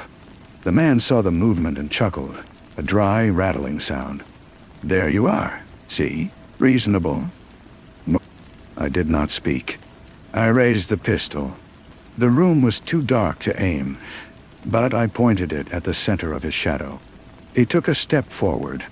Or we can do it the other way. I don't mind. I pulled the trigger. The report was cataclysmic. A single shattering roar that tore the silence of the dead world to pieces. The muzzle flash was a stabbing white light that illuminated the room for a fraction of a second, freezing everything in its glare. The man's surprised face, his hands rising. The dust motes kicked into a frantic dance. Then darkness and ringing silence rushed back in. I stood there, breathing hard, the smell of cordite, a sharp, clean poison in the air. There was no sound from the man. No groan, no fall. Just a void where he had been. Pa! Pop! Bobby's small voice was barely audible, I fumbled for the candle, my hands shaking so badly I could barely strike the match. The flame caught, sputtered, then held. It pushed back the darkness just enough to show the doorway. It was empty. There was no body, no blood on the floorboards, nothing. I walked to the doorway, the pistol still held out before me. The living room was empty. The kitchen was empty. The front door swung gently in the wind. It was as if the man had never been anything more than a bad dream, a phantom conjured by the sweetness of the peaches and the depth of our fear. But the echo of the gunshot was real, and the fact that I had pulled the trigger was real. I had been ready to kill for my son. I had been ready to cross that final blurred line. And as I looked at the single, spent cartridge gleaming on the floor, I knew that one of my 2 bullets was gone. The one for the miracle, or the one for the end of hope. I could no longer remember which was which. We did not sleep that night. We sat with our backs to the wall, the single candle between us, and watched the shadows. The line between what was real and what was not had dissolved entirely. The man had been real. His voice had been real. My finger on the trigger had been real. But the consequence was a ghost. The world was not just dead. It was unraveling, its laws breaking down. The horror was no longer just the ash and the hunger and the cold. The horror was the uncertainty, the feeling that the stage was rotting away beneath our feet, and soon we would fall through into something for which there were no words. We walked. The memory of the gunshot followed us, a tinny ringing in my ears that would not fade. Bobby was quieter than ever. He no longer asked about the ash. He just walked, his small hand in mine, his eyes fixed on the road ahead. The landscape grew worse, if such a thing was possible. The skeletons of the trees gave way to vast, flat plains of nothing, where the ash lay in deep, shifting dunes. The wind sculpted it into strange, flowing shapes, like the waves of a dead gray sea. The sky pressed down, a lid of dirty wool. Days bled into one another. Our food ran out. Our water was low. The hope that was our compass began to spin, directionless. Bobby's cough returned, deeper now, a rattling in his small chest that shook his entire frame. I carried him for long stretches, his weight a feather that held the weight of the world. His heartbeat was a frantic, weakening flutter against my back. One evening, we saw a light on the horizon. Not the cold, diffuse gray of the sky, but a pinpoint of steady yellow light. A candle. My breath caught in my throat. It was the candle from my dream. It had to be. We stumbled towards it, a new, desperate energy fueling our steps. As we drew closer, we saw it was not a single light, but many. A whole cluster of them arranged in rows. Windows. It was a town, or what was left of one. The buildings were as ruined as any others, but smoke, real smoke, curled from a few chimneys. And there were people, dozens of them. They moved slowly between the buildings, their postures not of desperate flight, but of grim purpose. They had organized. They had survived. A man with a rifle stepped out from behind a burned-out car, blocking our path. He was thin, his face a mask of wary exhaustion, but his eyes were clear. "That's far enough," he said. His voice was flat, devoid of threat, but final. We saw your lights," I said, my voice cracking from disuse. "My son, he's sick. We have nothing." The man looked at Bobby, who was slumped over my shoulder, his breathing a shallow rasp. His gaze was not unkind, but it was distant, as if he were looking at us from a great height. "We have a doctor," the man said after a long moment. "Such as he is, you can stay. But you work, you pull your weight, and you follow the rules." What rules?" I asked, a fragile hope beginning to bloom in my chest, a painful, forgotten feeling. "The rules of the quiet," the man said. "We don't make loud noises. We don't draw attention to anything." He looked pointedly at the sky. "There are things that listen." He led us into the town. The people we passed looked at us with the same hollowed-out gaze, their movements slow and deliberate. They were alive, but it was a quiet, careful kind of life, like plants growing in a cave. They had carved out a pocket of order in the chaos, a tiny flickering flame in the immense dark. They took Bobby from me, a woman with gentle hands and a face as lined as a road map, laid him on a cot in a room that smelled of herbs and sickness. I stood by the door, my legs trembling, the weight of his absence making me feel lightheaded, unmoored. The doctor, a tired-looking man with spectacles mended with wire, listened to Bobby's chest. His expression did not change. I was given a bowl of thin broth and a corner in a crowded, musty room to sleep. That night, for the first time in years, I slept without the pressure of Bobby's small body beside me. I slept and I dreamed. I was in the long, dark hall. The perfect candle burned at the end. I began to walk towards it, my footsteps silent on the cold floor. But this time, the hall did not stretch on forever. I reached the candle, and as I looked at it, I saw that it was not a candle at all. It was a single, unblinking eye, reflecting a cold, distant light. And from the darkness around it, a voice whispered, not with the gravel of the marauder, but with the dry, endless rustle of falling ash. "You are here," it said. "You have always been here." I woke with a gasp. The room was dark, filled with the soft sounds of other people sleeping. A deep, unnatural silence had fallen over the town. It was a silence that had been manufactured, a held breath. I got up and moved to the window. Outside, the world was still. The ash fell in its silent, endless curtain. But there was something else in the air, a pressure, a feeling of being watched from a place beyond the sky. I could feel it, a vibration at the edge of hearing, a presence so vast it made the town, the people, my own life, seem like motes of dust in an empty cathedral. The man with the rifle had been right.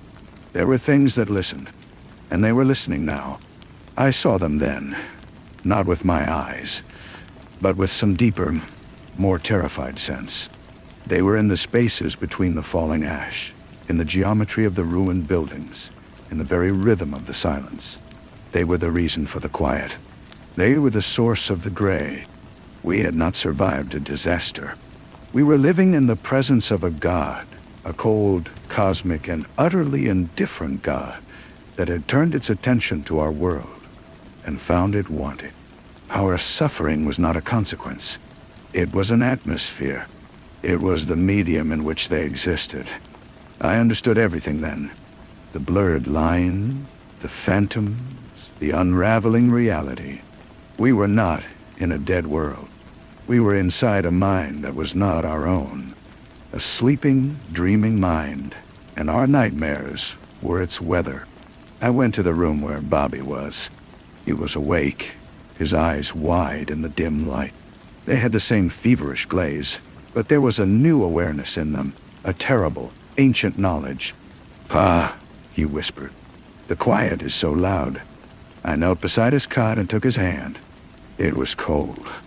His heartbeat was a faint, irregular tap against my palm, a code I could not decipher. "I know, son," I said, my voice barely a breath. "I know." He looked past me at the wall, at nothing. "They're singing," he said. "Can you hear them? It's a beautiful song. It's made of forgetting." His chest rose once, twice, and then did not fall again. The frantic captive bird in his throat was still. The candle had gone out. I did not cry out. I did not shake him. I simply sat there, holding his small, cold hand, as the silence of the town and the greater, vaster silence of the things outside pressed in. The weight was gone. The burden was lifted.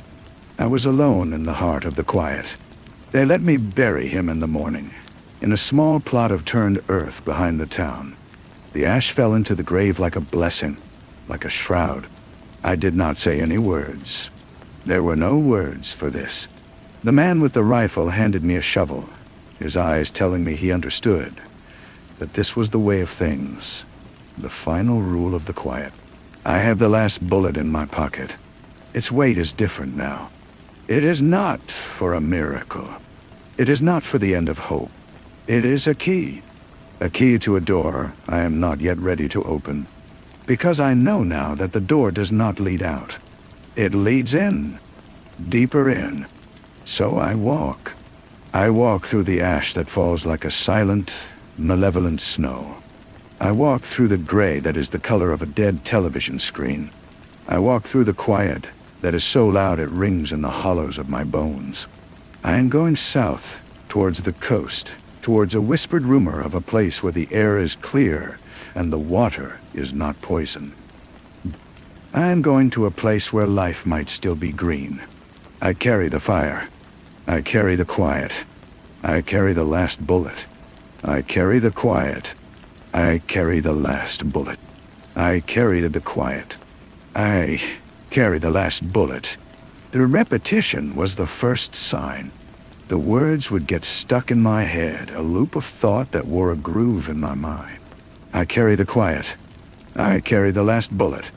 I would walk for hours with only that phrase for company, a mantra for the damned. My feet moved without my telling them to, a slow, plodding rhythm through the endless gray. South. Always south. The town was a fading smudge behind me, a brief interruption in the solitude. I did not look back. Bobby was there under the ash. The part of me that could feel, that could grieve, was buried with him. What was left was a shell, a walking machine fueled by a final, flickering impulse to see the ocean. It was not hope. It was inertia.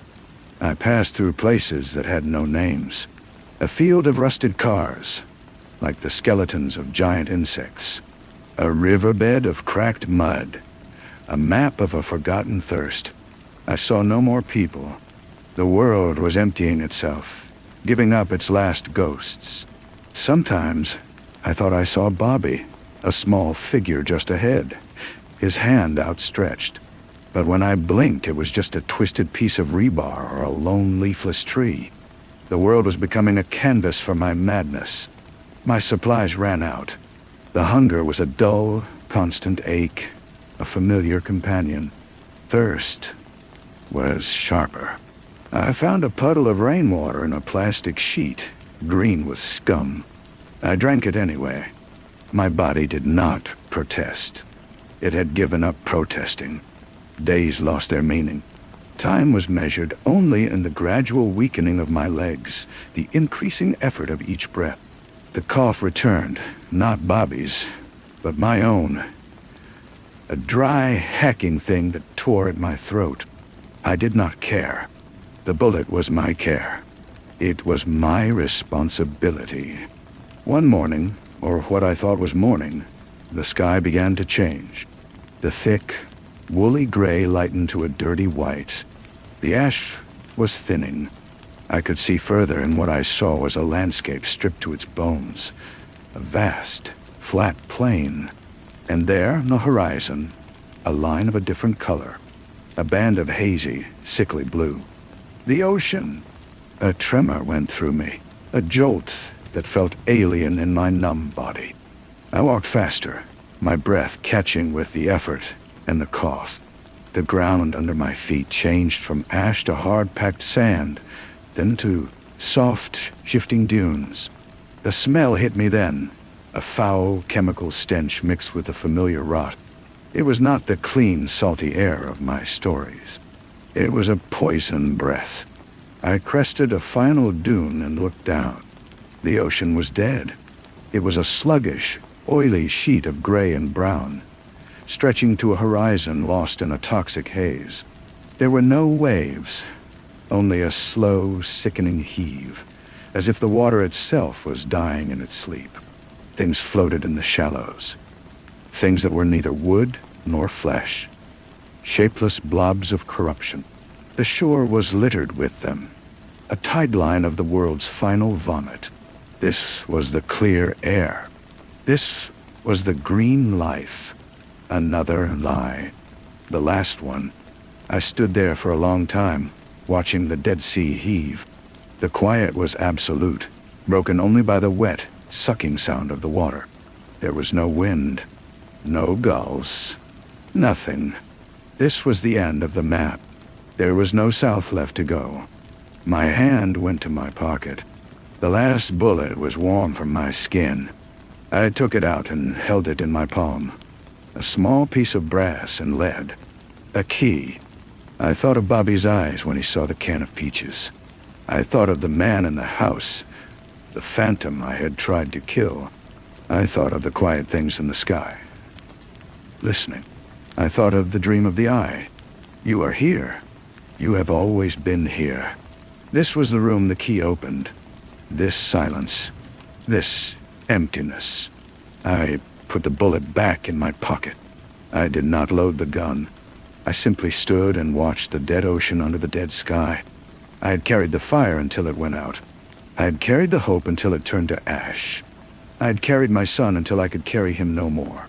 Now there was only me, and the quiet, and the last bullet, and the understanding that some doors once opened cannot be closed. So I would stand here, on the edge of nothing, and wait. I would listen to the loud quiet, and I would decide if I was still a man, or just another part of the silence. The decision was not a thing of drama. It was a settling, a final grain of sand falling in an hourglass. I would not use the bullet. To use it would be to make a sound, to protest, to assert a will that had no place here. That was the final rule I had learned from the town, from the sky, from the dead ocean itself. The greatest act of defiance was to accept, to become part of the quiet. I sat down on the foul sand, facing the heaving gray water. I did not move. The hours bled away. The hazy light did not change. My thirst became a distant memory, my hunger a hollow echo. I was untethering from my body, from the needs that had driven it for so long. I was becoming still. I was becoming part of the landscape. It was then that I saw the ship. At first I thought it was a hallucination, another trick of the exhausted mind.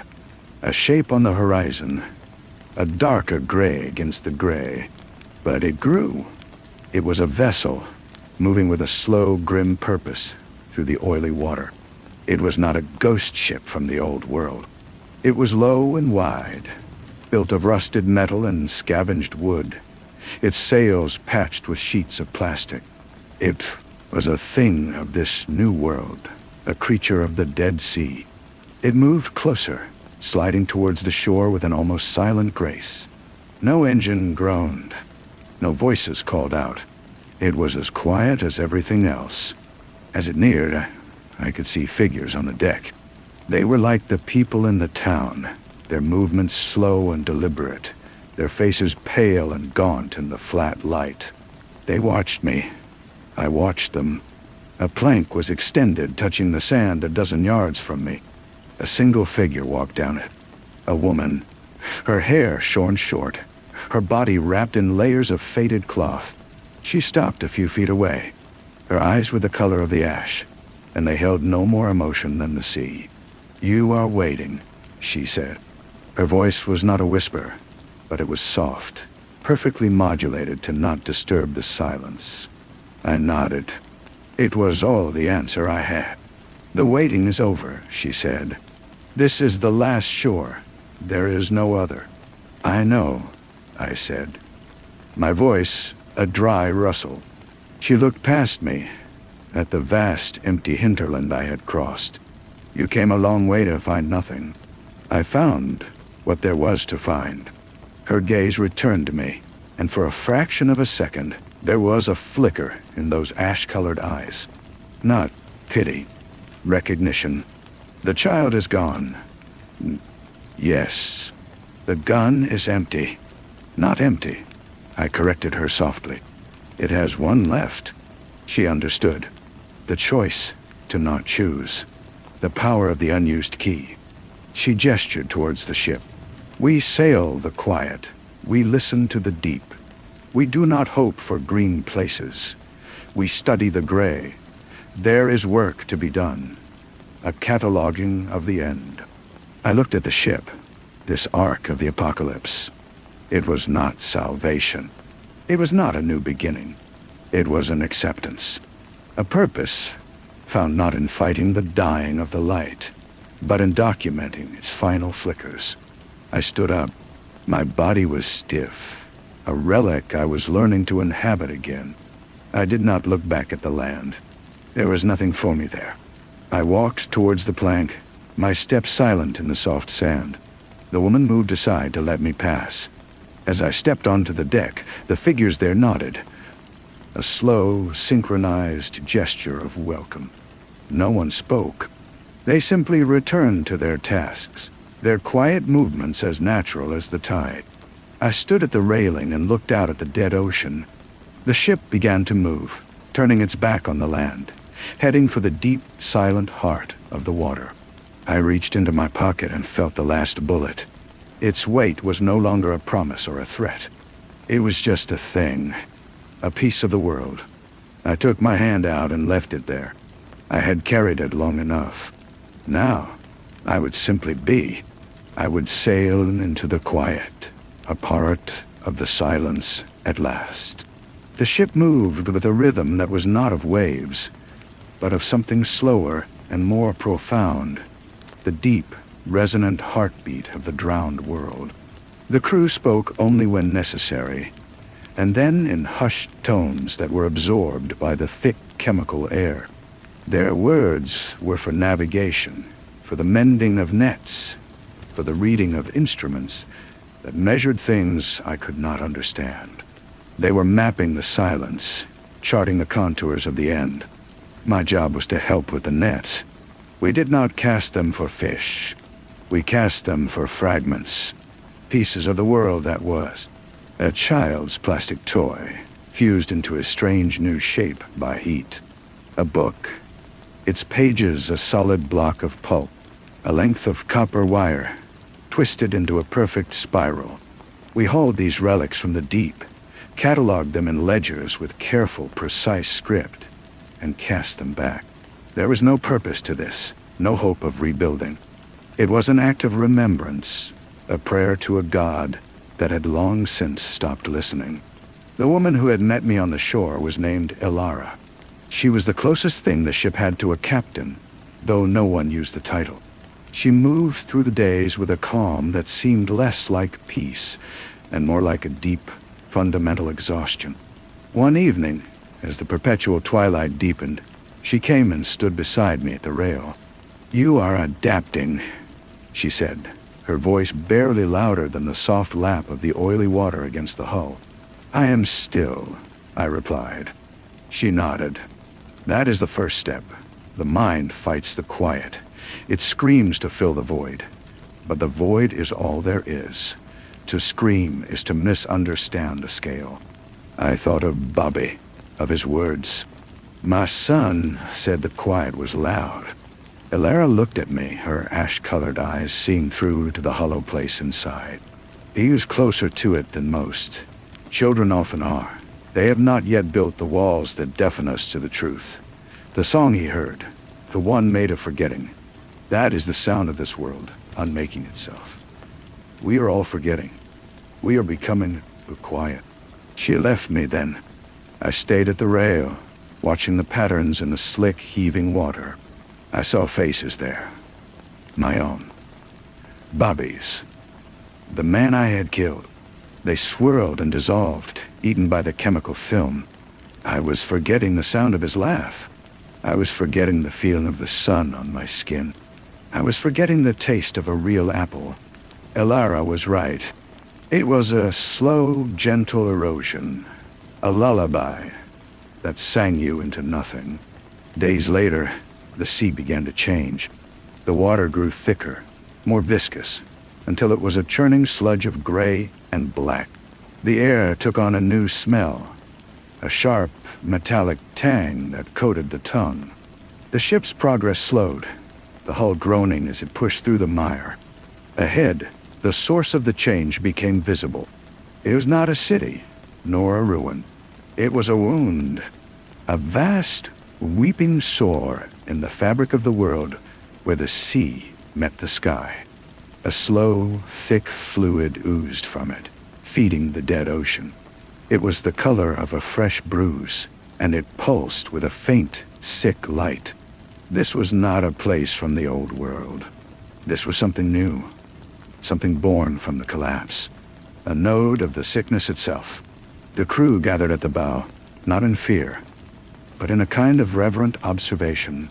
This was what they had been seeking, not a refuge, but an answer, the source of the quiet. Elara stood beside me, her face illuminated by the faint, rhythmic glow. "We call it the wellspring," she whispered. "It's where the gray is born, where the rules of the old world are unwritten." As we watched, the sludge around the ship began to coalesce. Shapes rose from the mire, not quite solid, not quite phantom. They were the blurred lines I had seen on the road, given form and purpose here at their origin. They moved around the ship, silent, curious, like fish investigating a sunken log. They were the listeners, the children of the quiet. One of them, a tall, shimmering column of what looked like liquid smoke, drifted close to the rail near me. It had no face, but I felt its attention. It reached out a tendril, not of matter, but of perception, and touched my chest. Where it touched, I felt a coldness that was not temperature, but an absence. It was touching the hollow place where Bobby had been. It was drinking my grief. I did not pull away. I let it. The memory of his weight on my back, the sound of his cough, the final stillness of his hand, it all flowed out of me and into the thing. The pain did not lessen. It was simply taken, filed away in the vast cold archive of the quiet. The thing withdrew. For a moment, a single, impossible moment, I felt a flicker of something from it. Not gratitude, not understanding, a completion. It had sampled a unique flavor of human suffering, and the catalog was now more complete. Then it dissolved back into the sludge. The ship began to slowly turn, its work done. We had reached the end of the world, and found it was not an end, but a process, a transformation. I looked back at the pulsing wellspring as we pulled away. I had come to the ocean to find an end to my journey. I had found instead that the journey had never been about a place. It had been about becoming. I had carried my son. I had carried my guilt. I had carried a bullet. Now I carried nothing. I was a blank page in a ledger, a silent note in a song of forgetting. The ship sailed on, into the endless gray, and I stood at the stern, watching the wound in the world fade into the haze, a part of the quiet, finally and forever. The days folded into one another, a seamless gray journey. The metallic smell of the wellspring lingered in our clothes and our hair, a permanent reminder of the wound we had witnessed. The crew, once figures of silent purpose, now seemed like priests tending to a shrine I could no longer see. Their cataloging felt less like remembrance and more like a ritual whose meaning had been lost to time. I performed my duties, mending nets and scrubbing the deck, my movements automatic. The hollowness the creature had touched was now a fact of my being, a vault from which nothing escaped. Elara watched me. She no longer spoke of the quiet or the nature of the void. Her conversations, when they happened, were of practical things. The consistency of the sludge, the readings on the Geiger counter, which had begun to click with a slow, lazy rhythm. She was treating me as one of them, a fully assimilated member of this floating monastery. but something in me had fractured at the wellspring, and the pieces had settled into a new, uneasy alignment. We were hauling in the nets one afternoon, the contents mostly the usual unrecognizable slag, when my hands closed around an object that was different. It was a small, rectangular box, made of a material that was neither metal nor plastic, cool and smooth to the touch. It was sealed, with no visible seams or hinges. It was utterly foreign, and it hummed with a faint, almost imperceptible vibration. I showed it to Alara. She took it, her brow furrowed slightly, the most expression I had seen on her face in weeks. She ran her fingers over its surface, then held it to her ear. "It is not from before," she said, her voice low. "And it is not from the wellspring. This is something else." A ripple of something, not excitement, but a sharp attentiveness, passed through the crew. They gathered around, their silent eyes fixed on the box. One of them, an older man named Kale, brought a device from below deck, a scanner cobbled together from old parts. He passed it over the box. The scanner remained silent, then emitted a single, pure tone that was so alien in that place, it felt like a physical blow. The tone seemed to activate the box. A line of light appeared along one edge, then spread, resolving into a surface of swirling colors, deep blues and vibrant golds. It was the first true color I had seen since the world had died. It was the color of a remembered sky, of a sun that actually warmed. In the center of the color, a symbol formed, a single, unblinking eye. The dream, the eye from the house. You are here. The box was not a relic. It was a message, and it was for me. Alara looked from the box to my face, her own a mask of stunned confusion. The absolute certainty of their world, the finality of the gray, had been broken. The quiet was not the only thing listening. Something else was out there, something that remembered color. The box pulsed with a soft light, and the image of the eyes shifted, morphing into a series of intricate patterns that looked like a star chart. A single point of light pulsed insistently, not south, not towards the dead heart of the ocean. East. Kale was already moving, consulting his own crude charts. He looked up, his eyes wide. "It's a location, a real one, beyond the dead currents." The crew was silent, but the silence was different now. It was charged, fractured. They had devoted themselves to documenting the end, but this was not an end. This was a thread leading out of the labyrinth. Elara's gaze met mine. The acceptance I saw in her was warring with a ghost I thought she had long since buried. Curiosity. "We have our purpose," she said, but her voice lacked its usual finality. "The purpose was to understand," I said, my voice rough from disuse. "This is a part of it. A part you have not seen." I reached out and took the box from her. It was warm now, and the hum was a steady, reassuring thrum in my palm. The pulsing dot on the chart was a beacon. It was not hope. It was a question. And for the first time since I had sat holding my son's cold hand, I found that I wanted to know the answer. I looked east, into the featureless gray. The ship was turning, its course set by a dead man's dream in a box full of stars. The quiet was no longer an absolute. It was a wall, and we had just found a crack. Story 4. The light from the harbor master's office did not so much shine as it breathed. A sickly yellow exhale that pulsed against the salt-hazed window. It was a feeble heart beating in the chest of the night. And from my desk, I watched its rhythm paint the floorboards, a slow and unsteady tide that seemed to sink with the ache in my own temple. The whole town of Bly's Cove was like that office light these days, flickering on the edge of going out for good. I am Gus, the chief of police here, or what passes for one, and the weight of this flickering town was a stone sewn into the lining of my skin. It began with the silence. The gulls had abandoned the harbor, a fact more unnerving than any scream. You don't realize how much a place is defined by its background noise until that noise vanishes, leaving only the hollow suck of water against the pilings, a sound like a hungry mouth. Then the first boat went missing. The sea sprite old man Hemlock's lobster rig.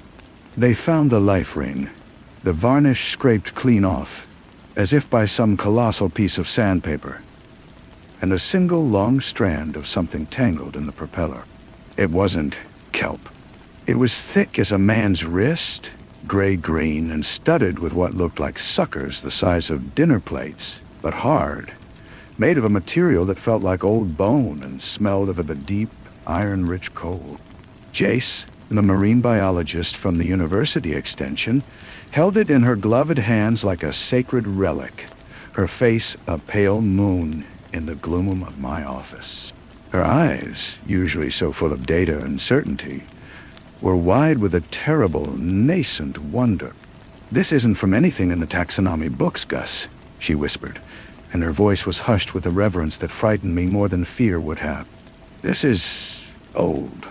The town tried to ignore the omens. They always do. They called it a rogue wave, a freak current, anything to keep the shape of their world intact. But the sea kept giving back its terrible offerings. A container of oranges washed up, the skins peeled away with a surgical precision that left the fruit pristine and exposed. Then, a half-submerged log, its bark shredded into a fibrous pulp, the wood beneath carved with deep, parallel grooves. The silence from the sea was a held breath, and we were all waiting for the scream. Eliezer found me on the dock, his silhouette a gash of darkness against the bruised twilight sky. He was a relic himself, a hunter of things that were supposed to be myth, his face a roadmap of old scars and older regrets. He carried the scent of gun oil and brine. He didn't greet me, just stared out at the water, his one good eye reflecting the flat, dead sheen of the ocean. "It's tasting us, Chief," he said, his voice the sound of gravel shifting in a deep hole. "It's been down there in the black, in the cold, for a long, long time, and now it's awake, and it's hungry. It's tasting the air, the wood, the metal. It's tasting our fear. It's a taste it likes." His words were an infection. They wormed their way into my dreams, into the very rhythm of my patrols. The shadow of the water tower became a looming head. The groan of the old pier became a low, subsonic call. The world had not changed, and yet everything had changed, because the sea was no longer a place of work or beauty. It was a lid, and something was pressing up against it from the other side. The attacks began in earnest. Not just missing boats, but pieces of them washing ashore.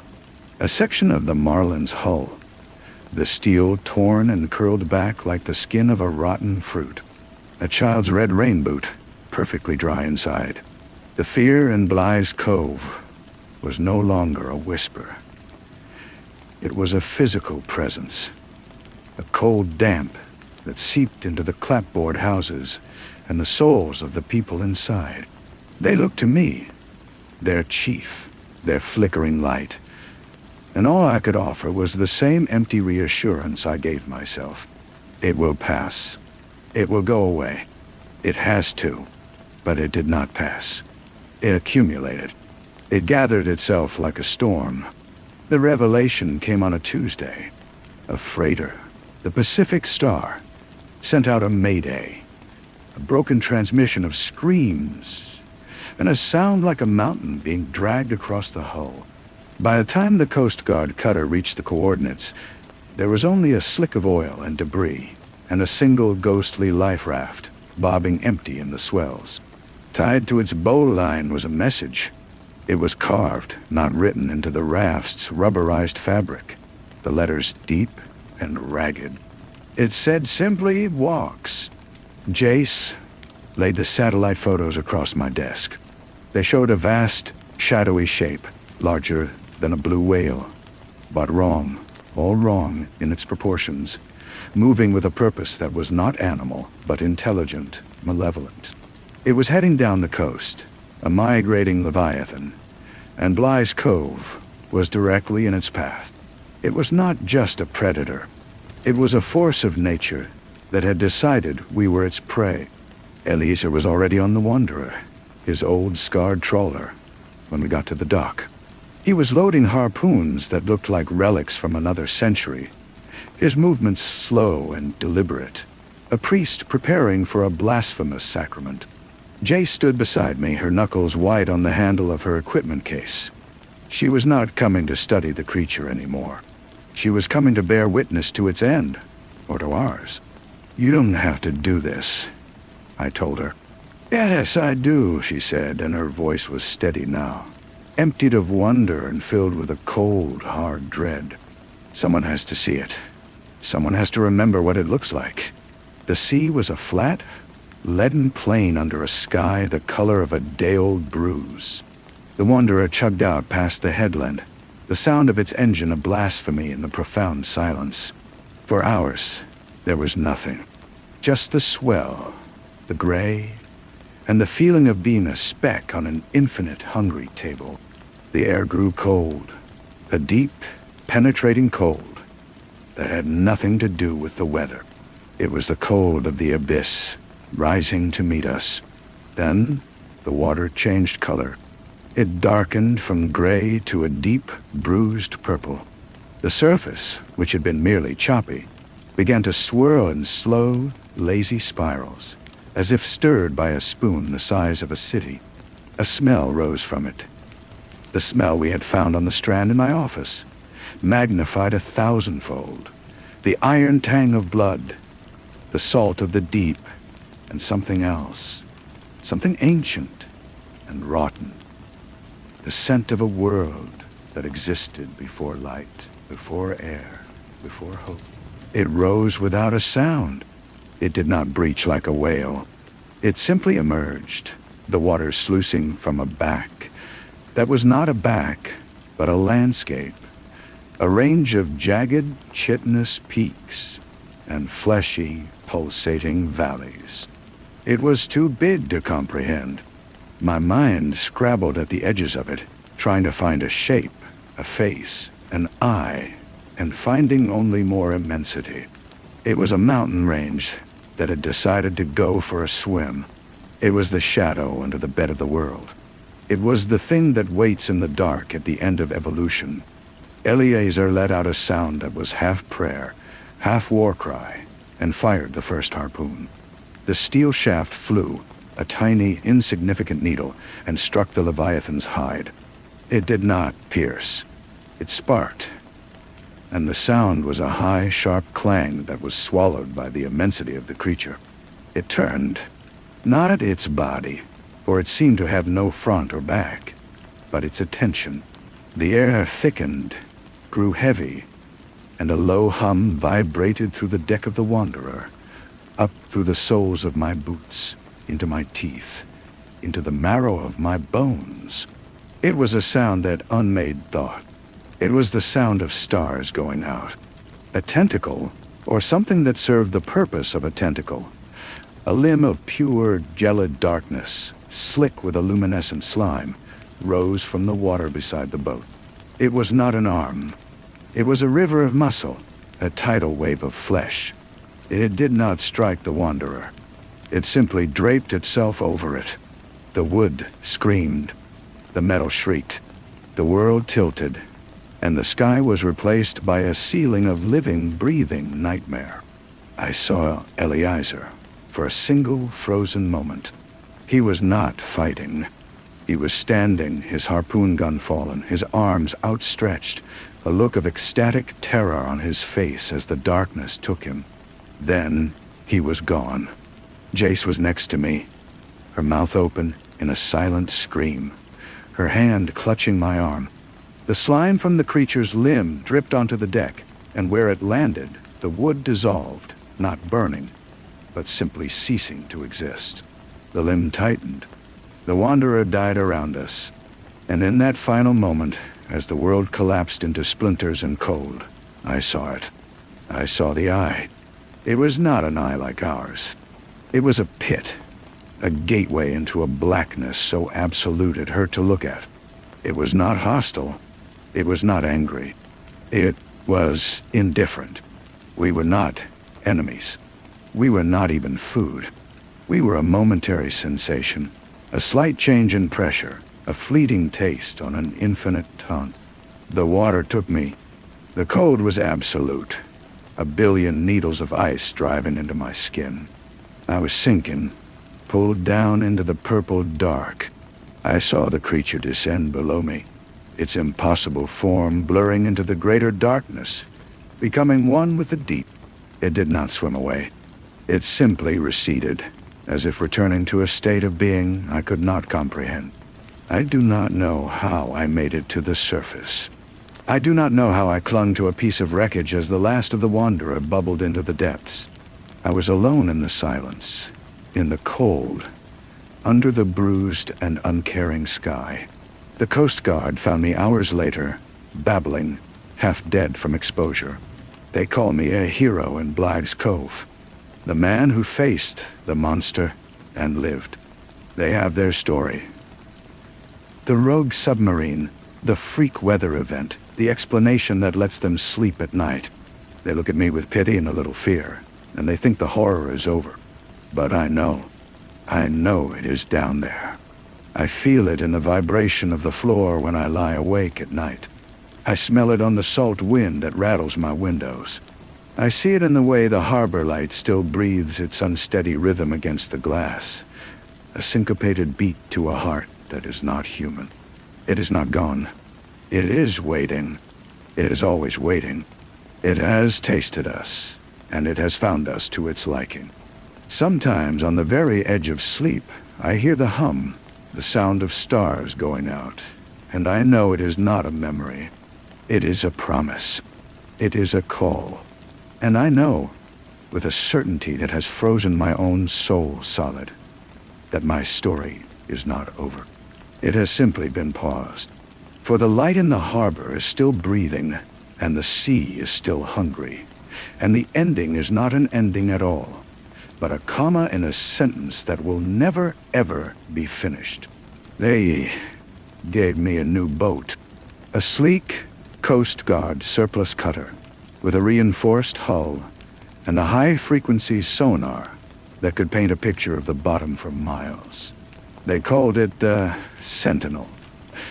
A joke, though no one was laughing. I sat in its pilot chair, my hands gripping the cold vinyl, and felt like a fraud. A sentinel for what? To watch the door of a cage that was already open. JC's replacement is a man named Alban, young, crisp, and entirely skeptical. He talks of temperature gradients and sonar ghosts. He uses words like mass hysteria and collective trauma in low, careful tones when he thinks I can't hear. He has a chart of the trench, and he marks it with neat, precise crosses where the anomalies are detected. He does not understand that the thing does not live in the trench. The trench is just the room it currently occupies. My days are a pantomime of normalcy. I patrol the harbor. I file reports no one reads. I drink bad coffee in the station house and watch the light breathe on the floor. The town tries to heal. The gulls have returned, their cries sharp and mocking. The fishing boats go out, but they never go far. And they always return before dusk, their crews silent, their eyes scanning the water. They have learned a new kind of fear, a low-grade chronic terror that is worse in its way than the sharp panic of the attack. It's the fear of the patient who has been told the cancer is in remission, but who feels a twinge in the night and knows, just knows, it's back. The dreams are the worst, not of the creature itself, but of the eye. That pit of absolute blackness. In the dreams, I don't fall into it. I simply exist within it. A consciousness floating in a void that has no dimension, no time, no end. And from the void comes the hum, not as a sound, but as a vibration of meaning, a single repeating thought that is not my own. It is not a word, but I understand it all the same. It is the concept of again. I found myself down at the old pier last night, the one that still bears the scars, the wood new and raw where the town repaired it. The air was still. The water was black glass. I stared into my own reflection, distorted by the gentle swell, and I did not see myself. I saw the pupil of that eye, and for a moment, the hum was not in my dream, but in my head, a physical pressure behind my eyes. I looked up, out past the headland to where the real darkness began, and I saw light, a single greenish phosphorescence, far out where no boat should be. It pulsed once, slowly, a languid blink in the face of the night. It was not a navigation light. It was a color that had no business in this world, a sickly, venomous green that seemed to suck the light from the stars around it. It pulsed again, and this time, the hum in my head swelled in answer. It was a signal, a question, and I knew with a dread that was as calm and as deep as the ocean floor that it was meant for me. The connection forged in that moment of apocalypse was not severed. It was a wire, and something was now sending a current down it. The sentinel sits at its mooring, a tool for a job I can no longer pretend to understand. The town sleeps, believing the horror is past. But the waiting is over. The comma has ended. The sentence is beginning again, and this time, I am not just a witness. I am being read. The green pulse lingered on my retina long after it vanished from the sea. It left a stain, an afterimage that throbbed in time with a harbor light at my back. The hum in my head faded to a whisper, but it did not disappear. It had taken up residence, a parasitic frequency tuned to a station that broadcast only from the deep. Albin's sonar ghosts and temperature gradients were a child's crayon drawing over a photograph of hell. I did not go back to the station house. I walked the length of the dock, my footsteps hollow on the damp wood, each one taking me further from the sleeping town and deeper into this new, silent conspiracy. The sentinel loomed ahead, a dark silhouette against the lesser dark of the sky. It was no longer a boat. It was a key. Or perhaps it was bait. The lock on the gate yielded with a metallic shriek that sounded like a warning. I boarded the cutter, the deck unnaturally steady under my feet. The night air was thick, resistant, as if the world itself was trying to hold me back. I went straight to the sonar console, my movements automatic, driven by an instinct I did not recognize as my own. I switched it on. The screen glowed to life, painting the dark wheelhouse with a cold blue light. The usual scatter of fish, the clean arc of the continental shelf. All of it was there. And then, something else. A bloom of phosphorescence, the same venomous green as the light I had seen, appeared on the edge of the trench. It wasn't a solid object. It was a cloud, a swarm of individual points of light, behaving with a terrifying, synchronized intelligence. It coalesced into a shape, a vast, sprawling pattern that looked like a neural network, a map of a mind that was not human. It held the form for a dozen heartbeats, a diagram of impossible thought processes written in light on the black screen. Then, as if receiving a command, the points scattered and streamed, not away, but up the shelf, heading directly for the cove. The hum in my head sharpened, crystallizing into a single, clear imperative. It was not a word, but an image, a feeling of a door being held open, an invitation. I looked from the screen to the dark water beyond the windshield. The choice was an illusion. This was not a path I was choosing to walk. It was a current I was already in. The thing was not just coming back. It was calling me out to meet it. It had written its message on a life raft. It had carved its signature into the wreck of the Wanderer. And now it was drawing a map for me on a sonar screen. The horror was not in being eaten. The horror, I understood now, was in being understood. It had tasted me, and it had found something it wanted to taste again. I started the engines. The low thrum of the diesel was a pathetic, worldly sound against the silent symphony in my head. I cast off the lines. The Sentinel slid away from the dock, away from the flickering light of the town, and into the waiting, hungry dark. The green swarm on the sonar screen kept pace with the boat, a constellation of malevolent stars mirroring my course just below the surface. I didn't need to steer. The current of that silent imperative pulled me, a lodestone in my mind drawing me toward a specific desolate point a mile out from the headland. The thrum of the engine was a lie. The true propulsion was the hum, which had settled into a low, approving drone. I killed the engine. The sudden silence was more deafening than any noise. The Sentinel drifted, a toy on the vast black plate of the ocean. The air was dead cold. I stood on the deck, my hands gripping the cold rail, and watched the water. The sonar screen showed the green swarm coalescing directly beneath the hull, a spiraling vortex of light.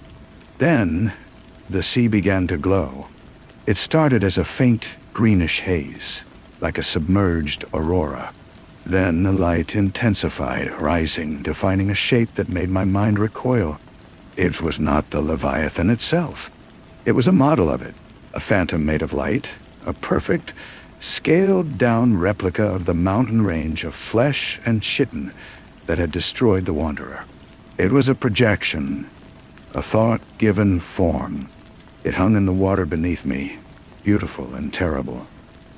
And I understood this was a demonstration, a courtesy, a showing of the artist's hand before the masterpiece of ruin began. A single tendril of this light phantom, a slender, glowing filament, broke away from the main mass and rose towards the surface. It did not break the water. It stopped just beneath, forming a perfect horizontal circle of emerald light directly off the starboard bow. The hum in my head focused on that circle, and the meaning was unmistakable. A lens. A window. Look. I moved to the rail, my body numb, my breath plumbing in the frigid air. I stared down into the circle of light. For a moment, I saw only the ghostly green and the dark water. Then the image cleared, as if a lens had indeed been focused. I was not looking at the ocean floor. I was looking at Bly's Cove. But it was a Bly's Cove seen through a distorted funhouse mirror. The houses were there, the pier, the water tower, but they were rendered in a sickly, pulsating bioluminescence, and moving through the streets were the people. Their forms were sketched in the same cold fire, their faces blank ovals of light. I saw Albin standing on the dock, his crisp uniform glowing, his head tilted in perpetual, ignorant curiosity. I saw the fishermen, their luminous forms huddled together, their fear, a palpable, shimmering aura. The view shifted, zooming in, panning across the town as if from a single hovering eye. It was a survey, an inventory. It was tasting the town again, but this time through my eyes, my memories, my understanding of the place. It was using me as a filter, a translator for its incomprehensible appetite. The image in the water circle dissolved, and the green phantom below faded, the swarm of lights dispersing back into the abyssal dark. The hum in my head softened, but the connection remained, a channel now firmly open. The invitation was over. The collaboration had begun. The Sentinel floated alone once more on the black, silent sea.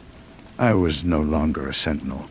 I was a beacon, and I knew, with a certainty that left no room for doubt, that the next time the light rose from the deep, it would not be a phantom. It would be the real thing, and it would be following the map I had just, willingly or not, helped to draw. The journey back to the harbor was a sleepwalk. My hands turned the wheel. My eyes noted the channel markers. But the man performing these actions was a hollow shell. The real me was still out there, floating in that circle of green light, watching my home be itemized and assessed for consumption. The hum was a part of me now, A second, quieter heartbeat nestled against my own. I docked the sentinel with a clumsy bump that echoed in the pre-dawn stillness. The town was still asleep, wrapped in its fragile delusion of safety. As I tied off the lines, my fingers brushed against the cold, damp wood of the pier. For a terrifying second, I felt not the rough texture of timber, but the slick, yielding flesh of that phantom limb. I snatched my hand back, my heart hammering a frantic rhythm against the drone of the hum. Albin was waiting for me at the top of the ramp, a clipboard in his hand and a cup of steaming coffee in the other. "Eerie start, Captain?" he asked, his voice too loud in the silence. I could only nod, my throat sealed shut. How could I form words? How could I explain that the anomalies on his chart were now a conscious, thinking thing, and that it had just shown me its plans for this town using my own mind as a projector? Picked up some strange bioluminescent activity on the remote sensors, he continued, oblivious. A massive algal bloom by the looks of it. Spectrograph is going wild. Never seen anything like it. He held out the coffee. "Here, you look like you need this." I stared at the proffered mug. The dark liquid within seemed to swirl for a moment, not with the steam, but with that same venomous green. The hum in my head gave a soft, almost mocking pulse. I shook my head, unable to trust my voice or my hands not to betray me. "Suit yourself," Albin said with a shrug, taking a sip from the cup himself. He didn't react. He didn't taste the iron-deep rot that I knew now lingered in the very air. The residue of that otherworldly contact. I walked past him, up toward the main street. The first lights were coming on in windows. A baker was opening his shop, the warm, yeasty smell of bread flooding the street. It was a smell that had always meant comfort, safety, home. Now was a lie, a thin perfume sprayed over a festering wound. I saw the people inside, moving with their simple human purpose, and the image of their glowing, vacant doppelgangers from the sea phantom's vision superimposed itself over them. I saw Albin not as a man, but as a sketched-in figure of light, soon to be extinguished. My feet carried me to the town square, to the small granite war memorial. I sat on its cold base, the weight of the coming dawn pressing down on me. I was a traitor. I had not raised an alarm. I had not run through the streets screaming. I had docked the boat and walked away because a part of me, the part that was now tuned to the hum, knew it was already too late. The decision had been made. The only choice left was whether I would watch it happen from inside my own head or from the outside. The sun began to rise, a pale, watery light that did nothing to dispel the chill in my bones. It illuminated the harbor, the fishing boats, the sentinel standing sentinel over nothing. The green light was gone, the hum was quiet, but the connection was a live wire. It was not a question of if, it was a question of when. And I was the clock, counting down in the center of the town square, waiting for the alarm that only I could hear. The day unfolded with a brutal, mundane normalcy. I went through the motions at the station, filing a report about a routine patrol. I used the words bioluminescent algae and atmospheric distortion. Strap on. The lies felt smooth and heavy, like stones I was placing over my own grave. Albin accepted them without question, his faith in the rational world, an unbreachable fortress. He talked about ordering new sediment samplers. I nodded, my mind screaming. I found myself at the library in the afternoon, drawn by a force I didn't understand.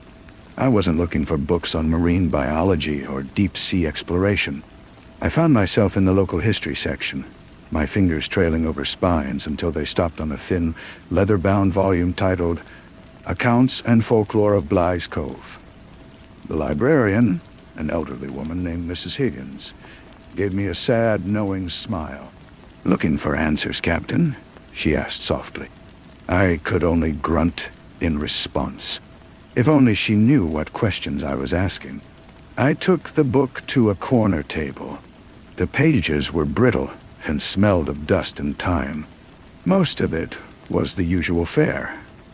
Tales of shipwrecks and nor'easters, founding families, the rise of the lobster trade. But near the end, in a section titled The Oldest Stories, I found it. The previous librarian had scribbled a note in the margin in faint pencil. Local Micmac lore speaks of a sleeping god in the deep trench, a being that dreams the world and sometimes, in its restlessness, sends its breath to the surface. They called the manifestations the dreaming lights and would not fish where they were seen. Darish, the dreaming lights. My hands trembled, making the old paper rustle. It wasn't a monster. It was a god. A sleeping, dreaming god. And we were the dream. And it was becoming restless. The hum in my head seemed to vibrate in agreement with the words, a low thrum of confirmation. It had always been here. We were just the latest tenants on its property. That night, the call came. It wasn't a sound. It was a pull, a physical tugging behind my navel, an insistent, undeniable gravity. I rose from my bed where I had been lying awake, dressed in the dark, and walked out of my house. I was a sleepwalker again, but this time I was wide awake. The streets were empty, the town silent under a blanket of low cloud. The harbor light was dark, a power outage or a burned-out bulb. Its absence felt like a held breath. I stood on the same pier, looking out at the same black water. The hum was no longer a whisper. It was a chord deep and resonant, filling my skull. The water off the headland began to churn, not with waves, but with a slow, colossal upheaval from below. The sea began to peel back. It was not the creature itself. It was a vast, geometric pattern of light etched onto the surface of the water, a mile wide. A living, shifting mandala of that same sickly green, a symbol of an intelligence so vast and alien that to look upon it was to feel your own mind unravel at the edges. It was a sigil, a name, a declaration of presence. And then, from the center of that glowing, impossible pattern, a single, perfect pillar of black water rose. It was not a waterspout. It was a column of absolute negation, a void that drank the scant light from the sky. It rose high above the harbor, a towering, silent exclamation point against the night. It held for a long, terrible moment, a monument to its own power. Then it collapsed, not with a crash, but with a sigh, a deep, resonant sound that was the first audible thing I had heard from it. A note so low it felt like the planet itself groaning. The water settled, the green mandala faded, and the hum in my head went quiet. Not absent, just satisfied. The message was not a map this time. It was not a question. It was a statement. I am here. I am awake. And you are mine. I looked back at the sleeping town, at the dark windows behind which people dreamed their small human dreams, completely unaware that the dreamer had just stirred. My hand went to the VHF radio on my belt, my thumb resting on the transmit button. I could warn them. I could scream into the night. But my thumb did not press down. The connection was complete. I was not the sentinel. I was not the beacon. I was the witness, appointed and bound. To speak would be to break the covenant. And I knew with a chilling and absolute clarity that the consequences would be immediate and total. The silence was the price of their continued ignorant slumber. I stood there until the first hints of dawn grayed the sky, the guardian of a terrible secret, waiting for the dream to turn to a nightmare. The dawn did not bring relief. It brought a clarity that was worse than the night's terror. The world looked the same. The gulls wheeled, the boats rocked, The smell of salt and diesel hung in the air, but it was all a facade. I had seen the scaffolding beneath reality, and I could not unsee it. The people began to emerge, yawning and stretching, starting their cars, heading to the diner. They moved through their lives with a fragile purpose. Like actors on a stage I knew was about to collapse. I went to the diner myself. I needed the noise, the clatter of plates, the inane chatter about football and weather. I needed to prove that it could still exist.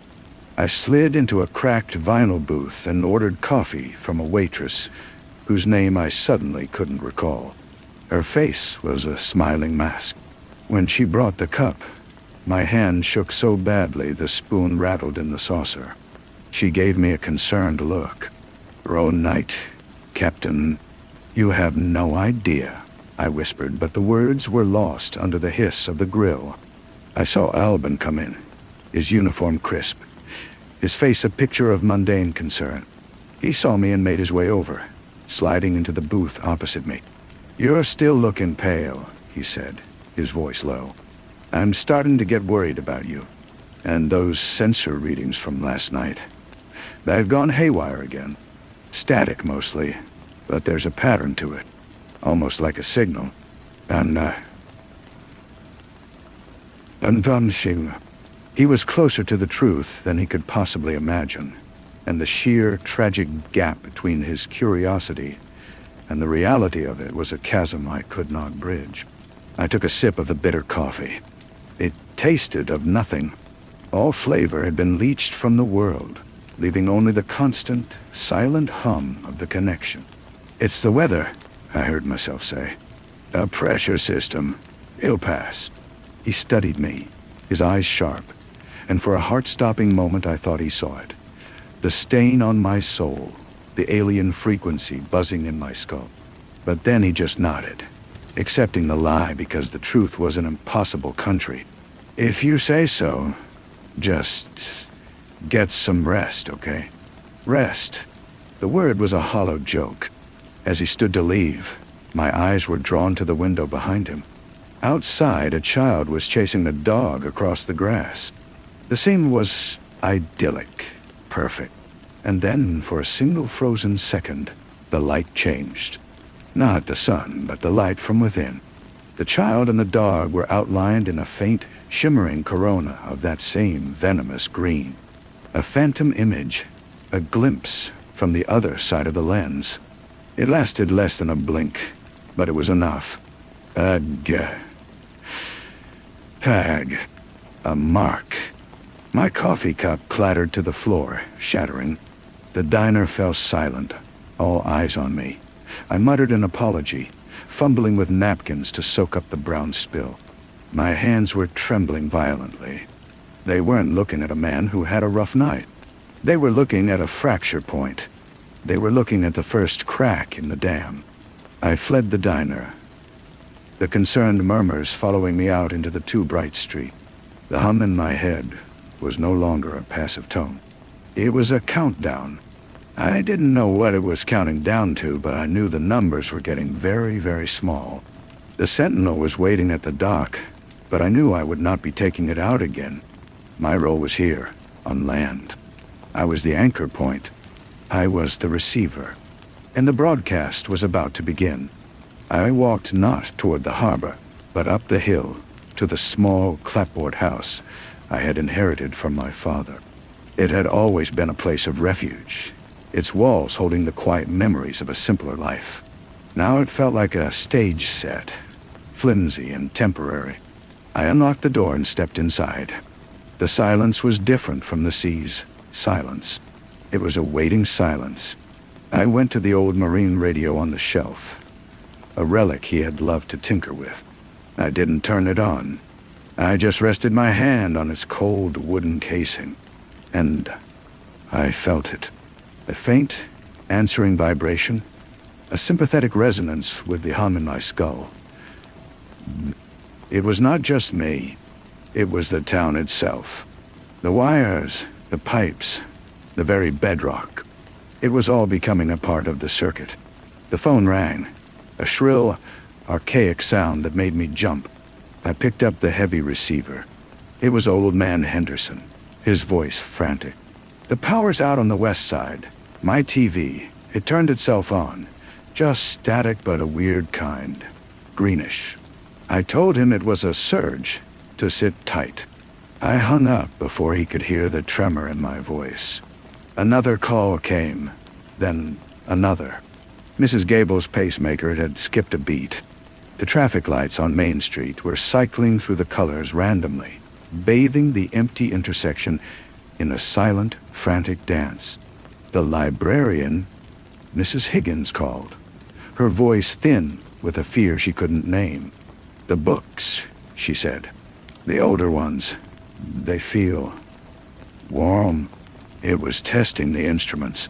It was running a systems check on the entire town, using the infrastructure we had built, the rhythms we lived by, as its medium. The hum was no longer just in my head. It was in the phone lines, in the electrical grid, in the very pulse of the place. I was not the only receiver anymore. I was just the first, the one it had tuned most precisely. I walked to the window and looked down at the town sprawled below. The sun was high, but the light seemed thin, insufficient. I could see the tiny glowing specks of people moving about, and I knew with a cold, sick certainty that they could feel it too. A low-grade anxiety, a sense of wrongness they would blame on the weather, on stress, on anything but the truth.